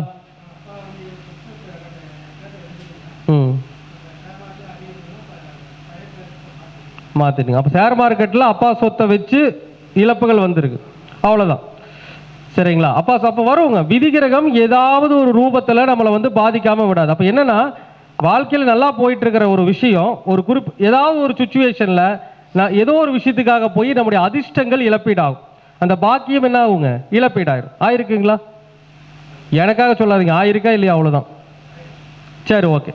அப்போ இதுக்கு என்ன பரிகாரம்? இப்போ எல்லாருக்குமே இந்த பரிகாரம் வேலை செய்யுமா அப்படின்னா சில பேருக்கு வேலை செய்யாது இந்த தோஷம். ஏன் வேலை செய்யாது? 8ஆம் அதிபதி 9ல் இருக்கிறார். அப்போ 8 அப்படின்னா என்ன சொல்லுவோம்? மறைவு ஸ்தானம். அதில் இருக்கக்கூடிய விஷயங்கள் எடுத்துக்கினா 8 அப்படின்னா வந்து பார்த்தீங்கன்னா இப்போ ஜென்ரலாகவே வந்து இந்த தூய்மை தொழிலாளர்கள், கழிப்பறை, விருச்சிகம்னா என்னங்க? கழிப்பறை சுத்தம் பண்ணுறவங்க, சாக்கடை சுத்தம் பண்ணுறவங்க, இவங்கெல்லாம் அதில் வருவாங்க. அப்போ 8ஆம் அதிபதி 9ஆம் இடத்துல இருக்கிறாரு. அப்படிங்கும்போது அதுக்கு என்ன பரிகாரத்தை செய்யணும்னா 9ஆம் இடங்கிறது கோவில், 9ஆம் இடங்கிறது பள்ளிக்கூடம். கரெக்டுங்களா? 9ஆம் இடம் கோவில், பள்ளிக்கூடம். அப்போ அந்த பள்ளிக்கூடம் சுத்தம் செய்கிறவங்களுக்கோ அல்லது கோவில் சுத்தம் செய்கிறவங்களுக்கோ 8ஆம் அதிபதி 9ல் அவங்களுக்கு வந்து தானம் கொடுக்கணும். என்ன தானம் கொடுக்கணும்? சுக்கரன்னா ஆடை, சுக்கரன்னா ஸ்வீட்டு, சுக்கரன்னா ஒரு 90 ரூபா பணம். அப்போ உங்களுடைய வாழ்க்கையில் இந்த கழிப்பறை சுத்தம் பண்ணுறவங்களுக்கோ அல்லது சாக்கடை சுத்தம் பண்ணுறவங்களுக்கோ அல்லது இந்த மாதிரி விஷயங்களுக்கு கொடுக்கலாம், பொதுவாகவும் கொடுக்கலாம். இல்லை பர்ஃபெக்டாக அந்த பரிகார வேலை செய்யணும்னா பள்ளிக்கூடம் அல்லது கோவில் சுத்தம் செய்யக்கூடிய நபர்களுக்கு என்ன பண்ணலாங்க? வெள்ளிக்கிழமை நாளில் ஆடை, ஸ்வீட்டு, அதே மாதிரி வந்து ஏதாவது ஒரு 90 ரூபா பணம், இந்த மாதிரி விஷயங்களை நீங்கள் தொடர்ச்சியாக கொடுத்துட்டு வரும் பொழுது இந்த விதி கிரகம் உங்களுடைய உங்கள் வாழ்க்கை பாதையில் ஒரு வெற்றியை நிச்சயமாக உருவாக்கி தரும். என்னங்க? அதுதான் சொன்னங்க. சாக்கடைன்னு வந்துட்டாலே அதுக்குள்ள எல்லாம் அடக்கம் வந்துடும். அவங்க அதுதான் சொல்றேங்க. அதுதான் கழிப்பறை. அது செப்டிக் டேங்கர் என்னங்க? நம்ம கழிவு போற இடம் தானுங்க உங்களுக்கு. ஓகே. அப்போ இந்த மாதிரி விஷயங்கள் நம்ம கையாளும் பொழுது கண்டிப்பாக நம்ம என்ன பண்ணிடலாம்? ஜெயிச்சிடலாம். நீங்கள் செஞ்சு பாருங்க. விதி பாதையில் கரெக்டாக போனோம் அப்படின்னா, கரெக்டாக பரிகாரத்தை செஞ்சோம்னா கண்டிப்பாக நம்மளால என்ன பண்ண முடியுங்க? நிச்சயமாக வெற்றி பெற முடியும். இந்த விதி கிரகம் ஒரு நேரத்தில் மட்டும் உங்களுக்கு முழு சப்போர்ட் பண்ணும். ஆனால் அதுக்கான திசை வராது. சூரிய திசை வரணும், வராது இல்லைங்களா? ஜனகாலமே செவ்வாய் திசை இருப்பு. அப்போ சூரிய திசைக்கு 100 வயசுக்கு மேலே வரும். அது நீ வந்தாலும் என்ன, வராட்டின்னு அதை விட்டுறலாம், பார்த்துக்கலாம். வந்தாலும் சந்தோஷம்தான். ஏன்னா ஒரு மனுஷனுக்கு வயசு 100, 120 வயசு வரைக்கும் இருக்குது. வந்தாலும் சந்தோஷம்தான், அது நம்ம ஒன்றும் பண்ண முடியாது. சரிங்களா? ஸோ அப்போ விதி கிரகம் சொல்லுங்க. அது திசை கணக்குக்கெல்லாம் வரலங்க. அது உள்ள ஜாதகங்கள் ஆய்வுங்கிறதுங்க கிட்டத்தட்ட ஏகப்பட்ட விஷயங்கள் கொண்டது. நான் ஒரு ஜாதகத்தை ஆய்வு பண்ணுறேன்னா எத்தனை மெத்தட் யூஸ் பண்ணுறீங்களா? 32 மெத்தட் யூஸ் பண்ணுவேன். ஒரு ஜாதகத்தை ஆய்வு பண்ணுறதுக்கு 32 மெத்தட்ஸ் யூஸ் பண்ணுவேன். 32 மெத்தட் தான் இன்றைக்கி ஜாதக பலன் சொல்லிட்டு இருக்கு. சரிங்களா? அப்போ அந்த மாதிரி இந்த விதிகிரகமும் அதுக்குள்ள இருக்கக்கூடிய ஒரு சப்ஜெக்ட். ஜோதிட சாஸ்திரத்தை பொறுத்த வரைக்கும் நான் சொல்லக்கூடிய விஷயம் ஒன்றே ஒன்று தாங்க. அது என்னன்னா, நம்ம ஒரு பாதையில் போயிட்டு இருக்கிறோம்னா அந்த பாதையில் இருக்கக்கூடிய பாசிட்டிவ் நெகட்டிவ் என்னன்னு தெரிஞ்சுக்கும். ஒரு மனுஷன் எதை பிடிச்சா ஜெயிக்கலாம், எதை பிடிச்சா ஜெயிக்கக்கூடாது. இதில் நிறைய இடத்துல சொல்லுவேன். வாடிக்கையாளரே கேட்பாங்க, என்னங்க சார் சிவன் கோயிலுக்கு போகக்கூடாதுன்னு சொல்கிறீங்க, முருகன் ஆலயத்துக்கு போகக்கூடாதுன்னு சொல்கிறீங்க, பெருமாள் கோயிலுக்கு போகக்கூடாதுன்னு சொல்கிறீங்க. நான் அந்த கோயிலுக்கு போகக்கூடாதுன்னு தான் சொல்கிறேன், அதுக்கு மாற்றாக வேறு கோயிலும் சொல்கிறேன். சொல்லுவேன் இல்லைங்களா? மாமனம் விட்டுட்டு மருமகனை பிடிச்சிக்கோ. அந்த மாதிரி நிறைய விஷயங்கள் இருக்குங்க. நான் வந்து அடிக்கடி இந்த விஷயத்த சொல்லுவேங்க. இதெல்லாம் சொன்னோம்னா யூடியூப்பில் சொன்னோம்னா, சார் நான் சிவன் கோயிலுக்கே தான் போயிட்டுருக்கிறேன், ஆனால் சிவன் கோயிலுக்கு போனால் அடி வாங்குவீங்க. ஆமாம் அடி வாங்கினா அப்போ ஏற்றுக்க மாட்டாங்க. அதை எப்படி ஏற்றுக்க முடியும்? அப்படி தான் கேள்வி கேட்குறாங்க. ஏன் அப்படின்னா, நீங்கள் ஒன்று நல்லா புரிஞ்சுக்கோங்க. அந்த காலத்தில் நிறைய கோவில்கள் கட்டி வச்சுருக்காங்க. நம்முடைய ஞானிகள் யார் கட்டுனதுங்க? ஞானிகளும் சித்தர்களும் அதை உணர்ந்து அந்த கோவிலை வந்து வடிவமைச்சு வச்சுருக்கிறாங்க. ஒரு பழமையான ஒரு சிவன் கோவில் வடிவமைச்சு வச்சுருக்காங்கன்னா அவங்க தன்னுடைய ஞான சக்தியால் உணர்ந்து இந்த இடத்துல சூரியனுடைய வைப்ரேஷன் இருக்குன்ட்டு அவங்க அந்த இடத்த என்ன பண்ணுறாங்க? செலக்ட் பண்ணி சிவன் கோயில் அமைச்சிருக்கிறாங்க. முருகன் கோவில் அமைச்சிருக்கிற பக்கம் செவ்வாயுடைய எனர்ஜி இருக்கும். புரியுதுங்களா? புதன் கோவில், பெருமாள் கோவில் அமைச்சிருக்கிற இடத்துல புதனுடைய வைப்ரேஷன் இருக்கும், அந்த எனர்ஜி இருக்கும். செவ்வாய் திசை நடக்கிறவங்க பெருமாள் கோயிலுக்கு போனால் அடி வாங்குவாங்க. வேணா செக் பண்ணிக்கோங்க. புதன் கெட்டு போனவங்க தான் நல்லா இருப்பாங்க, நல்லா இருக்கிறவங்க அடி வாங்குவாங்க. குரு திசை சந்திர திசை நடக்கும்போது சிவன் கோயிலுக்கு போனால் அடி வாங்குவாங்க. சூரியன் கெட்டு போனால் தான் நல்லா இருப்பாங்க. இப்போ நிறைய சூட்சமங்கள் இருக்குது உள்ளே போனால். இதெல்லாம் சொல்லும்போது அது எப்படி சாமி எப்படி தப்பி சொல்லுவீங்கன்னா, அங்கே நான் சாமியை எந்த இடத்துலையும் குறை சொல்லவே இல்லை. அந்த கோவில் கிடைக்கக்கூடிய ஆற்றல் உங்களுக்கு எதிரானதாகவும் இருக்கும், சப்போர்ட்டாகவும் இருக்கும். அப்போ நம்ம எந்த கோவிலை செலக்ட் பண்ணுறதுங்கிறது ஒரு சில பேருக்கு ஒரு சில கேள்விகள் நிறைய இருக்குது. அப்போ நம்ம வந்து என்ன பண்ணுறோங்க? நாம் போகிற பாதையில் ஜோதிடம் என்பது வழிகாட்டுதல். நாம் ஒன்றும் கடவுள் கிடையாது, நாம் ஒன்றும் பெரிய கடவுள் கிடையாதுங்க. நாம் போகிற பாதையில் எந்த இடத்துல பிரச்சனை இருக்குது, எப்படி அதை கடந்து போகிறது, விதியை மாற்ற முடியாதுங்க. ஆனால் விதியினுடைய வழிப்பாதையை நம்மால் கண்டிப்பாக மாற்ற முடியும். முடியாதுங்களா? இப்போ இந்த போகிற வழியில் ஒரு பள்ளம் இருக்குது அப்படின்னா, பள்ளம் இருந்துன்னா அந்த வழியாக போக முடியாது. அப்போ நாம் என்ன பண்ணணும்னா, ஐயோ அதை கடக்கணும்னா ஒரு 5 கிலோமீட்டர் சுற்றி வரணும் அப்படிமோ. அப்போது போனால் பள்ளத்துக்குள்ளே விழுந்துருவோம். நாம் ஜோதிடங்கிறது அவர் 5 கிலோமீட்டர் சுற்ற வைக்கிறோம். அப்போ என்ன பண்ணுறோம், கண்டிப்பாக 5 கிலோமீட்டர் சுற்றி வரும்போது அவங்களுக்கு அலைச்சல் ஜாஸ்தி. அப்போ அந்த பிரச்சனையுடைய விதிகளை என்ன பண்ணுறாங்க, அவர் எப்படியோ கஷ்டப்பட்டு தான் அங்கே போகிறார். பள்ளத்துக்கு விழுந்தால் கால் உடஞ்சு போயிடும், காலை உடச்சிட்டு தான் போகணும். அப்படியே சுற்றி போனோம்னா அலையணும், கொஞ்சம் செலவாகும். சில பேருக்கு பார்த்தீங்கன்னா ஐயா சொன்ன மாதிரி தலைக்கு வந்து தலைப்பாயோட போகும் அப்படின்னு சொல்லுவாங்க. சில பேருக்கு பார்த்தீங்கன்னா ஒரு தொழிலில் பெரும் நஷ்டம் வரும், ரொம்ப வருத்தப்படுவாங்க. ஆனால் அவங்க உயிர் போக வேண்டியதாக இருக்கும், தொழில் நஷ்டமாயிருக்கும். அந்த மாதிரிங்க சில சூட்சமங்கள் வந்து நமக்கு இருக்குது. அப்போ நம்ம என்ன பண்ணலாம், ஜோதிடத்தின் மூலமாக நாம் செல்கின்ற பாதையினுடைய வழியில் இருக்கின்ற பிரச்சனைகளை அறிந்து அதன் பாதையிலிருந்து என்ன பண்ணுறேங்க, சொல்கிறாங்களா, பாதையை மாற்றி செல்ல வேண்டும். அப்போ தான் அதுக்கு பலன் கிடைக்கும். ஆனாலும் நான் சொல்கிற விஷயம் என்னன்னாங்க, என்ன தான் நீங்கள் பரிகாரம் செஞ்சாலும், இப்போ சொல்லுவாங்க அதை பண்ணுங்க இதை பண்ணுங்க, என்ன பரிகாரம் செஞ்சாலும் அந்த பரிகாரம் வேலை செய்வதற்கென்று ஒரு காலம் இருக்கிறது. நீங்கள் செஞ்ச பரிகாரம் என்னைக்கும் உங்களை கைவிடாது. நீங்கள் ஒரு பரிகாரம்னா என்னங்க, நிறைய பேர் பரிகாரம் என்ன நினச்சிட்டு இருக்கிறாங்க, கோவிலுக்கு போகிறது மட்டும்தான் பரிகாரமாங்க. பரிகாரத்தில் 3 வகை தான். பரிகாரத்தில் 3 வகை தான். என்ன வகை? ஒன்று கோவிலுக்கு செல்வது, கோவிலுக்கு போய் அவங்களுடைய பிரச்சனையை குறைச்சிக்கிறது. அதுக்கு கடவுளை உருவாக்கி வச்சிருக்கிறாங்க முன்னோர்கள். அந்த கோவிலில் அந்த எனர்ஜி வந்து அவருடைய பிரச்சனைகளை குறைக்கக்கூடிய அமைப்பு இருக்கு. ஒன்று கோவில், 2 தான தர்மம், 3வது தியாகம். தியாகம்னா என்னங்க, தன்னைத்தானே வருத்தி கொள்வதுன்னு அர்த்தம். இப்போ தன்னைத்தானே வருத்தி கொள்வதுன்னா அதில் நிறைய விஷயங்கள் இருக்கு. ஒரு நல்லா ஒரு உதாரணமாக ஒரு விஷயம் சொல்கிறேங்க. ஒரு ஜாதகருக்கு ஒரு சில பேருக்கு நம்ம சொல்லுவோம், பிரச்சனை அதிகமாக இருக்குது, எப்போ பாரு மொட்டை அடிச்சுக்கிட்டே இருங்க. ஒரு சிங்கப்பூரில் ஒரு கஸ்டமர், அவருக்கு ஜாதகம் மோசம். சார் நீங்கள் பிறந்த ஊர்லேயே ஜெயிச்சிருக்கவே முடியாது, விழுந்திருப்பீங்கன்னா அவர் பல கோடிக்கு சொந்தக்காரர்.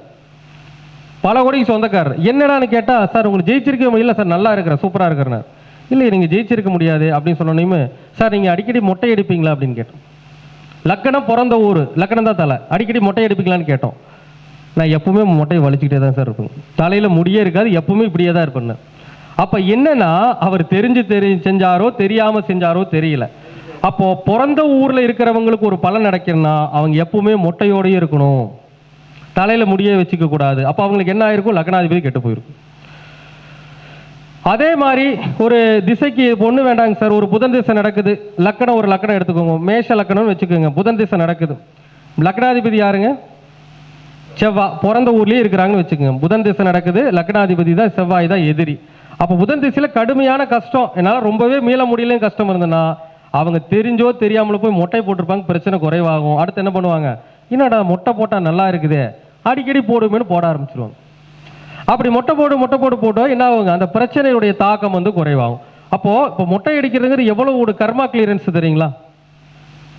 இப்போ ஒரு மனுஷனுக்குங்க லக்கணங்கிறது தனக்கு வரக்கூடிய லக்கணத்தில் தான் என்ன இருக்குதுங்க, புகழ் கௌரவம் எல்லாமே இருக்கு. அப்போ அந்த தலைமுடியை மொட்டை அடிச்சுட்டே இருக்கும் பொழுது என்ன ஆகுதுங்க, அந்த கௌரவம் புகழுக்கு வரக்கூடிய பங்கம் அப்படிங்கிறது என்ன ஆகிடுதுங்க, நீங்கி அவங்களுக்கு நன்மைகள் நடக்குது. இதுக்கு பேர் தான் தியாகம்னு பேர். அப்போ ஜோதிடத்தில் 3 பரிகாரம் தான், தியாகம், தான தர்மம், கோவில் வழிபாடு.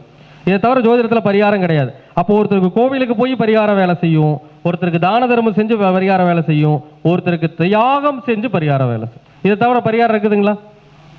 இந்த மூணை தவிர ஜோதிடத்தில் பரிகாரம் இருக்குதா? இல்லை. அப்போ யார் கோவிலுக்கு போனால், சில பேர் இன்னும் சொல்லுவாங்க, ஒரு சில பேர் கோவிலுக்கு போனாலே பிரச்சனை வரும், ஒரு சில பேர் கோவிலுக்கு போனாலே பிரச்சனை வரும். அந்த காலகட்டத்தில் காப்பாற்றுறது தான தர்மமும் தியாகமும் தான். ஒரு ஜாதகருங்க, கன்னி லக்கண ஜாதகர், சூரிய திசை நடக்குது, கோவிலுக்கு போய் அடி வாங்கிட்டே இருக்கிறார். ஏன்? சூரிய திசைக்கு எது வேத யாருங்க சார்? சுக்கிரன். கன்னி லக்கணத்துக்கு சுக்கிரன் யாருங்க? 2, 9. அப்போ அந்த திசைக்கு எதிரியே கோவில் தான். அப்போ ஒரு சில காலகட்டங்களில் கோவிலுக்கு போனாலே பிரச்சனை வரக்கூடிய திசைகள் இருக்குது. அப்போ அந்த காலகட்டங்களில் இந்த 3 பரிகாரத்தில் ஏதாச்சும் ஒன்றை நாம் என்ன பண்ணிக்கணுங்க, செலக்ட் பண்ணிக்கணும். ஓகேங்களா? அப்போது நம்ம பேசிய விஷயம் விதி கிரகம். விதி கிரகம் உங்களை வாழவும் வைக்கும், வீழவும் வைக்கும். அப்போ நீங்கள் எவ்வளவு ஜாதகத்தை எடுத்து போட்டீங்கனாலும் இந்த விதி கிரகம் தன்னுடைய பாதையை மாற்றவே மாற்றாது. விதி கிரகம் பர்ஃபெக்டாக உங்களுக்கான பலன்களை செய்யும். நான் அடிக்கடி சொல்லுவேன், இப்போ இந்த திசைன்னு எடுத்துக்கிட்டா கூட இப்போ யாருக்காச்சும் ஒன்றும் இல்லைங்க சார், இப்போ யாருக்காச்சும் உங்களுக்கு இப்போ ஒரு தேதியில் இப்போ சொன்னீங்க, வேற யாராச்சும் ஒருத்தர் சொல்லுங்க, அந்த அந்த வீட்டுக்கு பற்றியே சொல்கிறேன் உங்களுக்கு. சுக்கர் 5க்கு தோஷம் இல்லை, விட்டுறலாம். உங்களுக்கு சொல்லுங்க 16 7. அப்போ 7னா நம்ம கான்செப்டுக்கு வாங்க. 7னா உடனே கேதுக்கு போயிடறாங்க. 7னா யாருங்க? புதன். 7 புதன், சரிங்களா? அப்போ புதன் அப்படிங்கிறவர் ஓகே. இப்போ உங்களுடைய விதி கிரகம் புதன். இந்த புதனுக்கு எதிரானவர் யாரு? செவ்வாய். புதனுக்கு எதிரான கிரகம் செவ்வாய். அப்போ தெற்கு பார்த்த வீட்டில் இருந்தா நமக்கு வாழ்க்கையில கஷ்டத்தை தவிர எதுவும் வராது. செவ்வாய் கெட்டு போனா தான் தெற்கு வீட்டை பார்த்த வீடு யோகம் தரும். இந்த மாதிரி நிறைய விஷயங்கள் வந்து இருக்கு. என்ன பார்த்த வீட்டில் இருக்கிறீங்க?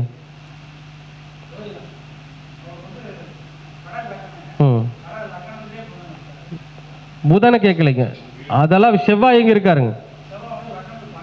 12 இருக்காரு. அப்ப செவ்வாய் 12ல மறைஞ்சிட்டாரு. கரெக்டுங்களா? 5 12 5 10 12. இப்போ அந்த வீடு பிரச்சனை இருக்காது. அப்ப நம்ம கணக்கு பார்க்கணும். கிரகம் கெட்டு போயிட்டா, அந்த நம்முடைய விதி கிரகத்துக்கு எதிரான கிரகம் கெட்டு போயிட்டா அது பரவாயில்லை, அதுக்காக நல்லதெல்லாம் கிடையாதுங்க, பரவாயில்லை, அவ்வளவுதான். அது முழுசா கெட்டு போனா தான் அதுக்கு என்னங்க நல்லதுன்னு அர்த்தம். அந்த வீடு பரவாயில்லைன்னு எடுத்துக்கலாம். சரி, வேற யாராச்சும் சொல்லுங்க. என்ன 15 ஐயாக்கு வந்து பரிகாரம், அதுக்கு பிரச்சனை இல்லை, பிரச்சனை இல்லை, அது பிரச்சனை இல்லை, அதுக்கு இதுக்கும் சம்மந்தம் இல்லைங்க, அது பிரச்சனை இல்லை. விதி கிரகத்துக்கும் வீட்டுக்கு நான் வீடு தான் கேட்டேன், அதுக்கு இதுக்கு சம்மந்தம் இல்லை, வீட்டால பிரச்சனை கிடையாது. நீங்க சொல்லுங்க. வைகாசி பாஞ்சனா சுக்கரன் இல்லையா? சரி, சனி, சனி பகவான் 1 5 6 சனி பகவான். அப்ப சனி பகவானுடைய விதி எண்ணில் நீங்க பிறந்திருக்கிறீங்க. அப்ப சனி பகவானுடைய விதி எண்ணில் பிறந்திருக்கும் போது தெற்கு பார்த்த வீடு உங்களுக்கு செட் ஆகாது, செட் ஆகாது. என்ன லக்கணம்? செவ்வாய் எங்க இருக்காருங்க? ஓகே, அப்ப செட் ஆகுமா? பக்கரமா? இல்ல. லோ டிகிரியா? எல்லாம் கணக்கு பார்த்துக்குங்க. ஏன்னா ஒரு கிரகத்துடைய பலனை சொல்லும் பொழுது அதுக்கான விஷயங்களையும் தெளிவா பார்த்துக்கணும். அங்க எடுங்க, அது எதுக்கு கொடுத்துருங்க. லோ டிகிரினா பொதுவாக லோ டிகிரினா முதல்ல 3 பாருக்கு லோ டிகிரின்னு சொல்லிடாதீங்க. ஒரு ராசிக்குள்ள 30 டிகிரிக்குள்ள எந்த கிரகம் லோ டிகிரி இருக்கோ அதான் லோ டிகிரி.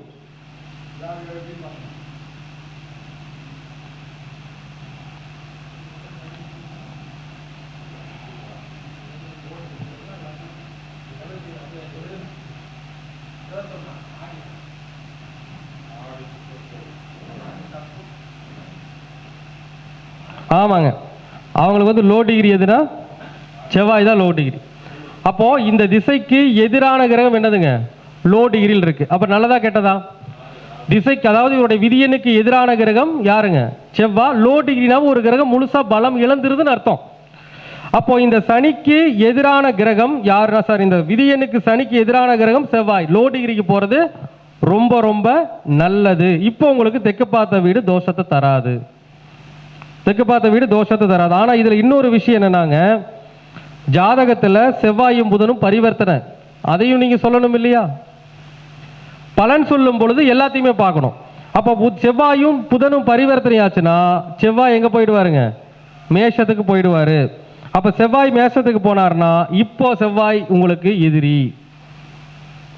அப்போ இந்த உங்களுடைய விதி எண்ணுக்கு எதிரான கிரகம் செவ்வாய், அவர் 11ஆம் இடத்தில் இருப்பது என்பது கடுமையான தோஷம். அப்போ தெற்கு பார்த்த வீடு உங்களுக்கு கஷ்டத்தை தவிர எதையும் தராது. தப்பிச்சுக்கிட்டீங்க. தெற்க பார்த்து வீட்டு இருந்தீங்கன்னா விஷயம் தெரிஞ்சிருக்கும். சொல்றேங்க, அடுத்து சொல்றேங்க, இந்த அடுத்த விஷயத்துக்கு வரங்க, இன்னும் முடிக்கல. இந்த விதி கிரகத்திற்கு எதிரான கிரகமாக செவ்வாய் இருக்கின்ற காரணத்தினால், செவ்வாய் யாரு இலக்கணத்துக்கு? 6ஆம் அதிபதி 11ல. அப்ப ஜாதகருக்கு வந்து கடனு வழக்கு வைத்திய செலவு ஒரு பெரிய அளவில் இருக்கும். 11ஆம் இடம் என்னங்க? பெருசா இருக்கிறது. அப்ப 6ஆம் இடம் கடனோ வழக்கோ வைத்திய செலவோ இந்த விதி கிரகத்திற்கு இருக்கும். இருக்கா? எவ்வளவு எவ்வளவு இருக்குதுங்க? இருக்கு. அப்ப கடன் இருக்கு. அப்ப கடனுக்கு வட்டி கட்டணும் இல்லையா? அப்ப எல்லாத்தையும் ஆல்ரெடி கடனை கட்டிக்கிட்டே தான் வரீங்க வித்து வித்து. அப்ப சூழ்நிலை அப்படித்தானே. உங்களுடைய விதி கிரகமே கடனை விதி கிரகத்துக்கு எதிரான கிரகமே செவ்வாய் கடனை கொடுக்கணும்னு இருக்குது. அப்ப நீங்க வந்து இந்த விதி கிரகத்துக்கு எதிரான கிரகம் 6ஆம் அதிபதி இல்லையா, செவ்வாய் இல்லையா, வேலைக்கும் போக முடியாது, வேலைக்கு போனாலும் ஒன்றும் பண்ணவும் முடியாது. S R no? எஸ், அவ்வளவுதான். பார்த்துக்குங்க, நிறைய கம்பெனிக்கு போயிருக்காரு. 1 வருஷம் 6 மாசம் 2 வருஷம். ஏனென்றால் விதிகிரகத்திற்கு எதிரானது வேலை. கருப்புச்சாமி கிட்ட 10 நாள், குப்புச்சாமி கிட்ட 10 நாள் தான் இருக்க முடியும். அதுதான் என் குருநாதர் அடிக்கடி சொல்லுவார், இது செவ்வாய் 6ஆம் இடம் கெட்டு போச்சா, கருப்புச்சாமிட்ட 10 நாள், குப்புச்சாமிட்ட 10 நாள் இரும்பார். அப்படிதான் இருப்பீம்பார். அப்போ உங்களுக்கு ஏன் இந்த பிரச்சனை அப்படின்னா, அந்த வேலை அப்படிங்கிற விஷயம் உங்களுடைய விதிக்கு எதிரான நிலையில் இருக்கிறது. இப்போ நம்ம பொதுவாக என்ன சார் சொல்லுவோம், 6ஆம் அதிபதி 11ஆம் இடம் லாபஸ்தானத்தில் இருக்கிறாரு. அப்போ என்ன சார் சொல்லுவோம், பொதுவாக நல்ல வேலை இருப்பீங்க, நல்ல வேலை கிடைக்குமா. ஆனால் விதிக்கு எதிரானவன் வந்த செவ்வாய். அப்போ செவ்வாய் பகவான் அப்படி இருக்கும்போது நம்ம ஒரு வேலையில் நிலைத்தன்மையாக இருக்க முடியாது. வேலை நிலைத்தன்மையாக இருந்தால் தான் சார் கடன் கட்ட முடியும். ஒரு வேலை, ஒரு தொழில் பண்ணாலும் வேலை பார்த்தாலும் ஒரு வேலையில் போய் நிலையாக இங்கே 10 நாள் அங்கே 10 நாள் இப்படியே ஓடிக்கிட்டு இருந்தோம்னா என்னைக்கு நம்ம வந்து வேலையில் போய் மிச்சப்படுத்துறது, என்னைக்கு கடனை கட்டுறது. அப்போ உங்கள் வாழ்க்கையில் பிரச்சனையே உங்களோட செவ்வாய் தான். அப்போ நம்ம சரி பண்ணும் இல்லையா. இப்படியே விதிகிரகம் வேலை செய்யுதுன்னு நம்ம இப்படியே இருந்துக்கிட்டு இருந்தோம்னா நமக்கு விடை கிடைக்காது. அப்போ நம்ம அதுக்கு சரியான பரிகாரத்தை செய்யணும். அப்போ 6ஆம் இடம் அப்படிங்கிறது நோய். 6ஆம் இடங்கிறது நோய். காலபுருஷனுடைய முதல் வீட்டில் மேஷத்தில் இந்த செவ்வாய் இருக்கிறார். 6ஆம் வீட்டுக்கு அதிபதி காலபுருஷனுடைய முதல் வீட்டில் இருக்கிறார். 6ஆம் இடம் என்பது நோய். காலபுருஷனுடைய முதல் வீடு என்பது தலை. அப்ப தலை சம்பந்தமான நோய் உள்ளவர்கள் யார்? மூளை சம்பந்தமான நோய் உள்ளவர்கள் யார்? மனநிலை பாதிக்கப்பட்டவங்க. மூளை பாதிக்கப்பட்டவங்கள தான் மனநிலை ஏன்னா மனநிலை பாதிக்கப்பட்டவங்க இங்கே மட்டுமா பாதிக்குதுங்க, மூளை சரியில்லாத மனம் பாதிக்குது. அப்போ மனநிலை பாதிக்கப்பட்டவர்கள் ஒன்று. ரெண்டாவது, 6ஆம் இடங்கிறது நோய். காலபுருஷனுடைய முதல் வீடு என்பது தலை. இது சம்பந்தமான வேலை பார்ப்பவர்களுக்கு மருத்துவ உதவி. இது சம்பந்தமா யார் வேலை பார்ப்பாங்க? டாக்டருங்களா? தலை டாக்டர்கிட்ட போய் கொடுத்தா அவரே வசதியாக தான் இருப்பாங்க. ஏழ்மையான டாக்டர்லாம் ஒருத்தர் இல்லைங்க சார். இல்லை, டாக்டர்னாவே பணக்காரங்களா ஆயிடுறாங்க. சரி, இதுக்கு மெயின் விஷயம் தலைனா யார்? அந்த தொழில் பண்றவங்க யாருங்க? முடித்திருத்தம் செய்யக்கூடியவர்கள், நாவிதர்கள். அப்ப நாவிதர்களுக்கு என்ன பண்ணலாம்? நோய் 6ஆம் இடங்கிற நோய் இருக்குது இல்லையா, அப்ப நோய்க்கு மருந்து வாங்கி கொடுக்கும். அப்போ அவங்க அந்த மாதிரி என்ன பண்ணணுங்க, இன்னொன்னும் பண்ணலாம். மூளை வளர்ச்சி குண்டி நிறைய எத்தனையோ பேருக்கு மனநிலை பாதிக்கப்பட்டவங்க எத்தனையோ வீட்டில் இருக்கிறாங்க. அந்த மனநிலை பாதிக்கப்பட்டவங்களுக்கு எத்தனையோ பேர் மாத்திரை வாங்கி சாப்பிட்ருக்காங்க. அந்த மனநிலை பாதிக்கப்பட்டவங்களுக்கு மாத்திரை வாங்கி கொடுக்கணும். அப்படி இல்லைன்னா அந்த முடித்திருத்தம் செய்யறவங்களுக்கு ஏதாச்சும் உடம்புல நோய் இருந்தால் மருந்து மாத்திரை வாங்கி கொடுக்கணும்.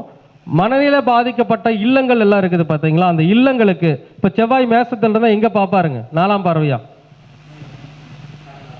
அது எத்தனாம் இடம் லக்கணத்துக்கு? மிதுனத்துக்கு 2ஆம் இடம். அப்போ மனநிலை பாதிக்கப்பட்ட ஆசிரமங்களுக்கு செவ்வாய்க்கிழமைனால உணவு கொடுக்கணும். அப்போ இந்த 3 பரிகாரத்தில் ஏதாவது ஒரு பரிகாரத்தை நீங்கள் செஞ்சுட்டு வந்தால்தான் உங்களுடைய விதிகிரகம் சப்போர்ட் பண்ணும். இல்லைன்னா நாமளும் வேலைக்கு போகிறோம், கஷ்டப்படுறோம், ஒன்றும் பெருசாக மிச்சமாகலை. வேலைக்கு போய் மிச்சமாகலாம், இருக்கிற கடனை கட்ட முடியாது, கடனுக்கு இருக்கிற இடத்தையெல்லாம் ஒன்றுனா விற்றுக்கிட்டே வரும். அதான் நடக்குதுங்க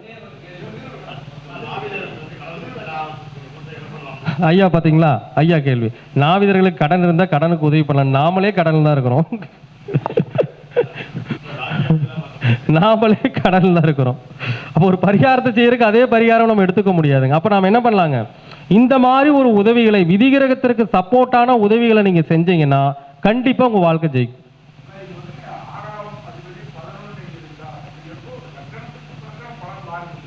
லக்கணத்துக்கு மாறும். மிதுன லக்கணத்துக்கு வேலை எதிரி, அவ்வளவுதான். மிதுன லக்கணம் வேலை எதிரி இல்ல, உங்களோட விதிகிரகத்துக்கு எதிரி. என்ன பண்றது? சரிங்க சரிங்க, கொடுக்க மாட்டேங்கிறான்.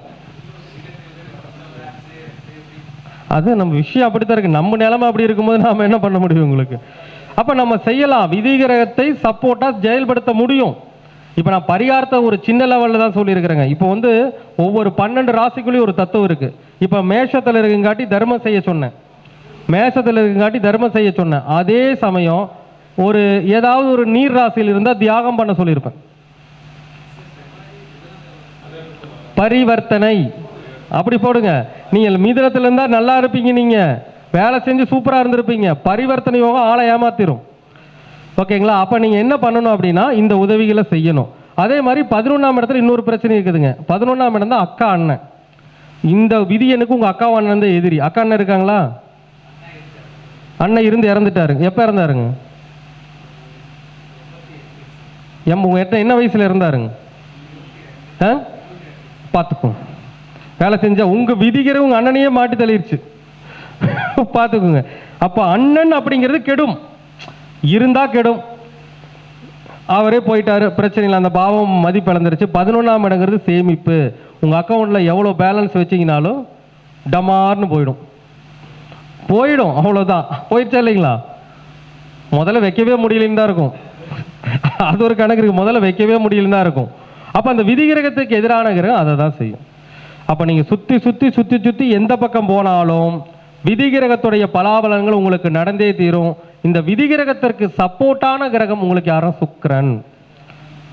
சுக்கிரன் தான் விதிகிரகத்துக்கு சப்போர்ட்டான கிரகம். அப்போ விதிகிரகத்துக்கு சப்போர்ட்டான கிரகத்தை நம்ம எப்படி இயக்கணும்னா, உங்களுடைய முதல் குழந்தைகள் மூலமாகத்தான் உங்களுடைய வாழ்க்கையில் எல்லா விதமான விஷயங்களுக்கும் தீர்வு கிடைக்கும். முதல் குழந்தை மூலமாக தான் உங்களுக்கு வாழ்க்கையில் எல்லா விதமான விஷயங்களுக்கும் தீர்வு கிடைக்கும். முதல் குழந்தை என்ன பண்ணுறாங்க? அவங்க மூலமாக தான் உங்க எல்லா பிரச்சனையும் தீரும். விதிகிரகத்துக்கு சப்போர்ட்டான கிரகத்து மூலமாக தான் உங்களுக்கு எல்லா பிரச்சனையும் தீரும். இப்போ என்ன சம்பளம் வாங்குறாங்க? போக போக 30 50 ஆகும், 50 1 ஆகும், 1 2 ஆகும். உங்கள் வாழ்க்கையில் உங்களுக்கு வருகின்ற எல்லா விதமான துயரத்தையும் நீக்குபவர்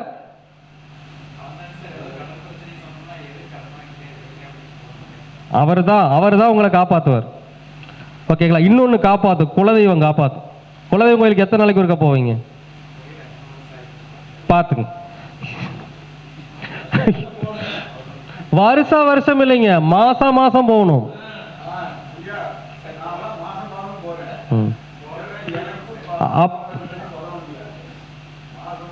விதிகிரகம் சப்போர்ட் பண்ணனா எதை சப்போர்ட் இருக்கும் தெரியறது இல்லை யாருக்கும். யாரை பிடிக்கிறது, யாரை இது பண்றது நமக்கு தெரியறது இல்லை. இப்போ விதிகிரகத்தை நம்ம பிடிச்சோம் அப்படின்னம்னா, ஐயா கரெக்டாக அந்த விதிகிரக சப்போர்ட்டான கிரகம் சுக்கிரன். அப்போ அவர் ரெகுலராக என்ன பண்ணணுங்க? வெள்ளிக்கிழமை, ஏன்னா சுக்கிரன்னா வெள்ளிக்கிழமை குலதெய்வத்தை வழிபாட்டு பண்ணிக்கிட்டே வந்தா உங்களுக்கான எல்லா சப்போர்ட்டையும் குலதெய்வம் கொடுத்துரும். போட்டா வச்செல்லாம் காரியம் இல்லைங்க. கோயிலுக்கு போகணும், எனர்ஜி வேணும் இல்லையா? எங்கள் முன்னோர்கள் எல்லாமே உங்கள் வீட்டிலே உங்களுக்கு எல்லாம் பண்ணுறாங்க. எல்லா முன்னோர்களுடைய வேண்டுதலும் பிரார்த்தனைகளும் குலதெய்வம் கோயிலும் அவங்க பண்ணியிருப்பாங்க. அப்போ நம்ம அங்கே போய் அவங்கள வழிபட்டுட்டு வந்தால் தான் என்ன கிடைக்கும்? விடை கிடைக்கும். அப்புறம் 2 வருஷத்துக்கு ஒருக்கா 3 வருஷத்துக்கு போயிட்டு இருக்க வரைக்கும் எப்படி விதிகிரகத்தை வேலை செய்யறது? 6ஆம் இடம் மட்டுமே வேலை செஞ்சுக்கிட்டு இருக்கும். விதிகிரகம் சப்போர்ட்டான கிரகம் வேலை செய்யவே செய்யாதுங்க. போகவே முடியல, அது ஒரு கர்மா தான். நாம தான் போகணும். முடியாததுன்னா நாம தான் முயற்சி பண்ணி போகணும்னு வச்சுக்கோங்களேன். அப்போ இந்த மாதிரி நாம் என்ன பண்ணணுங்க? சில சூழ்நிலைகளை அறிஞ்சு செயல்படுத்துறதுனா தான் விடை கிடைக்கும். இப்போ விதிகிரகம் கண்டிப்பாக சப்போர்ட் பண்ணு சொன்னங்க. விதிகிரகம் சப்போர்ட் பண்ணு சொன்னங்க. உதாரணத்துக்கு என் ஜாதகத்துக்கு விதிகிரகம் சுக்கிரன் தான். விதிகிரகம் சுக்கிரன் தான். இது வரைக்கும் ஜோதிடத்தில் எத்தனையோ நாள் இருந்தேன். எனக்கு விருச்சிக லக்னத்துக்கு 7 கூடையவன் சுக்கிரன் 12 7 கூடை சுக்கிரன் 12 கல்யாணம் முடிச்சதுக்கு அப்புறம் தான் வெளிநாட்டில் போய் அப்பாயின்மெண்ட் பாட்டு வரும். 7ஆம் இடம் மனைவி, 12ஆம் இடம் வெளிநாடு. ஏன்? விதிகிரகத்துக்கு சப்போர்ட்டான கிரகம் சுக்கிரன் வேலை செய்ய ஆரம்பிச்சிருச்சு. புரியுதுங்களா? அப்ப நம்ம என்ன தெரிஞ்சுக்கிறோம்னா, இது நம்முடைய பெருமைக்காகலாம் கிடையாது.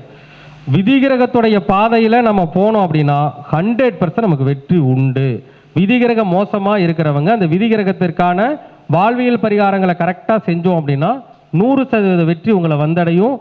இந்த விதி எப்படி ஒரு திசைக்கு ஐயா சொல்ற மாதிரி எதிரி திசை, வேதகன் திசை இதெல்லாம் இருக்கிற மாதிரி விதிகிரகத்துக்கும் நீங்க பலன் எடுக்கணும். அதை எடுத்து அதனுடைய வழியில கரெக்டா போனோம் அப்படின்னா 100% இல்லைங்க 200% வெற்றி நிச்சயமாக கிடைக்கும். அனைவரும் இந்த விதிகிரகத்தை கெட்டியா பிடிங்க. உலகம் முழுவதும் கொண்டு போங்க. இந்த விதிகிரகத்துடைய அந்த பலனை உலகம் முழுக்க கொண்டுட்டு போங்க. ஒவ்வொரு மக்களுக்கும் இந்த விதிகிரகத்தினுடைய பலனை எடுத்து சொல்லுங்க. அவங்களுக்கான நல்ல வழியை காட்டுங்க. கண்டிப்பாக ஒவ்வொருவருடைய வாழ்வும் மிகப்பெரிய வெற்றியை நிச்சயமாக அடையும், சத்தியமாக அடையும். ஆக அனைவரும் இந்த விதிகிரகத்தை பிடித்து ஒரு மிகப்பெரிய மேன்மையை அடைய வேண்டும் என்று கூறி என்னுடைய திருச்செந்தூர் முருகனை வணங்கி என்னுடைய சிற்றுரையை நிறைவு செய்து கொள்கின்றேன். நன்றி, வணக்கம், வாழ்க வளமுடன்.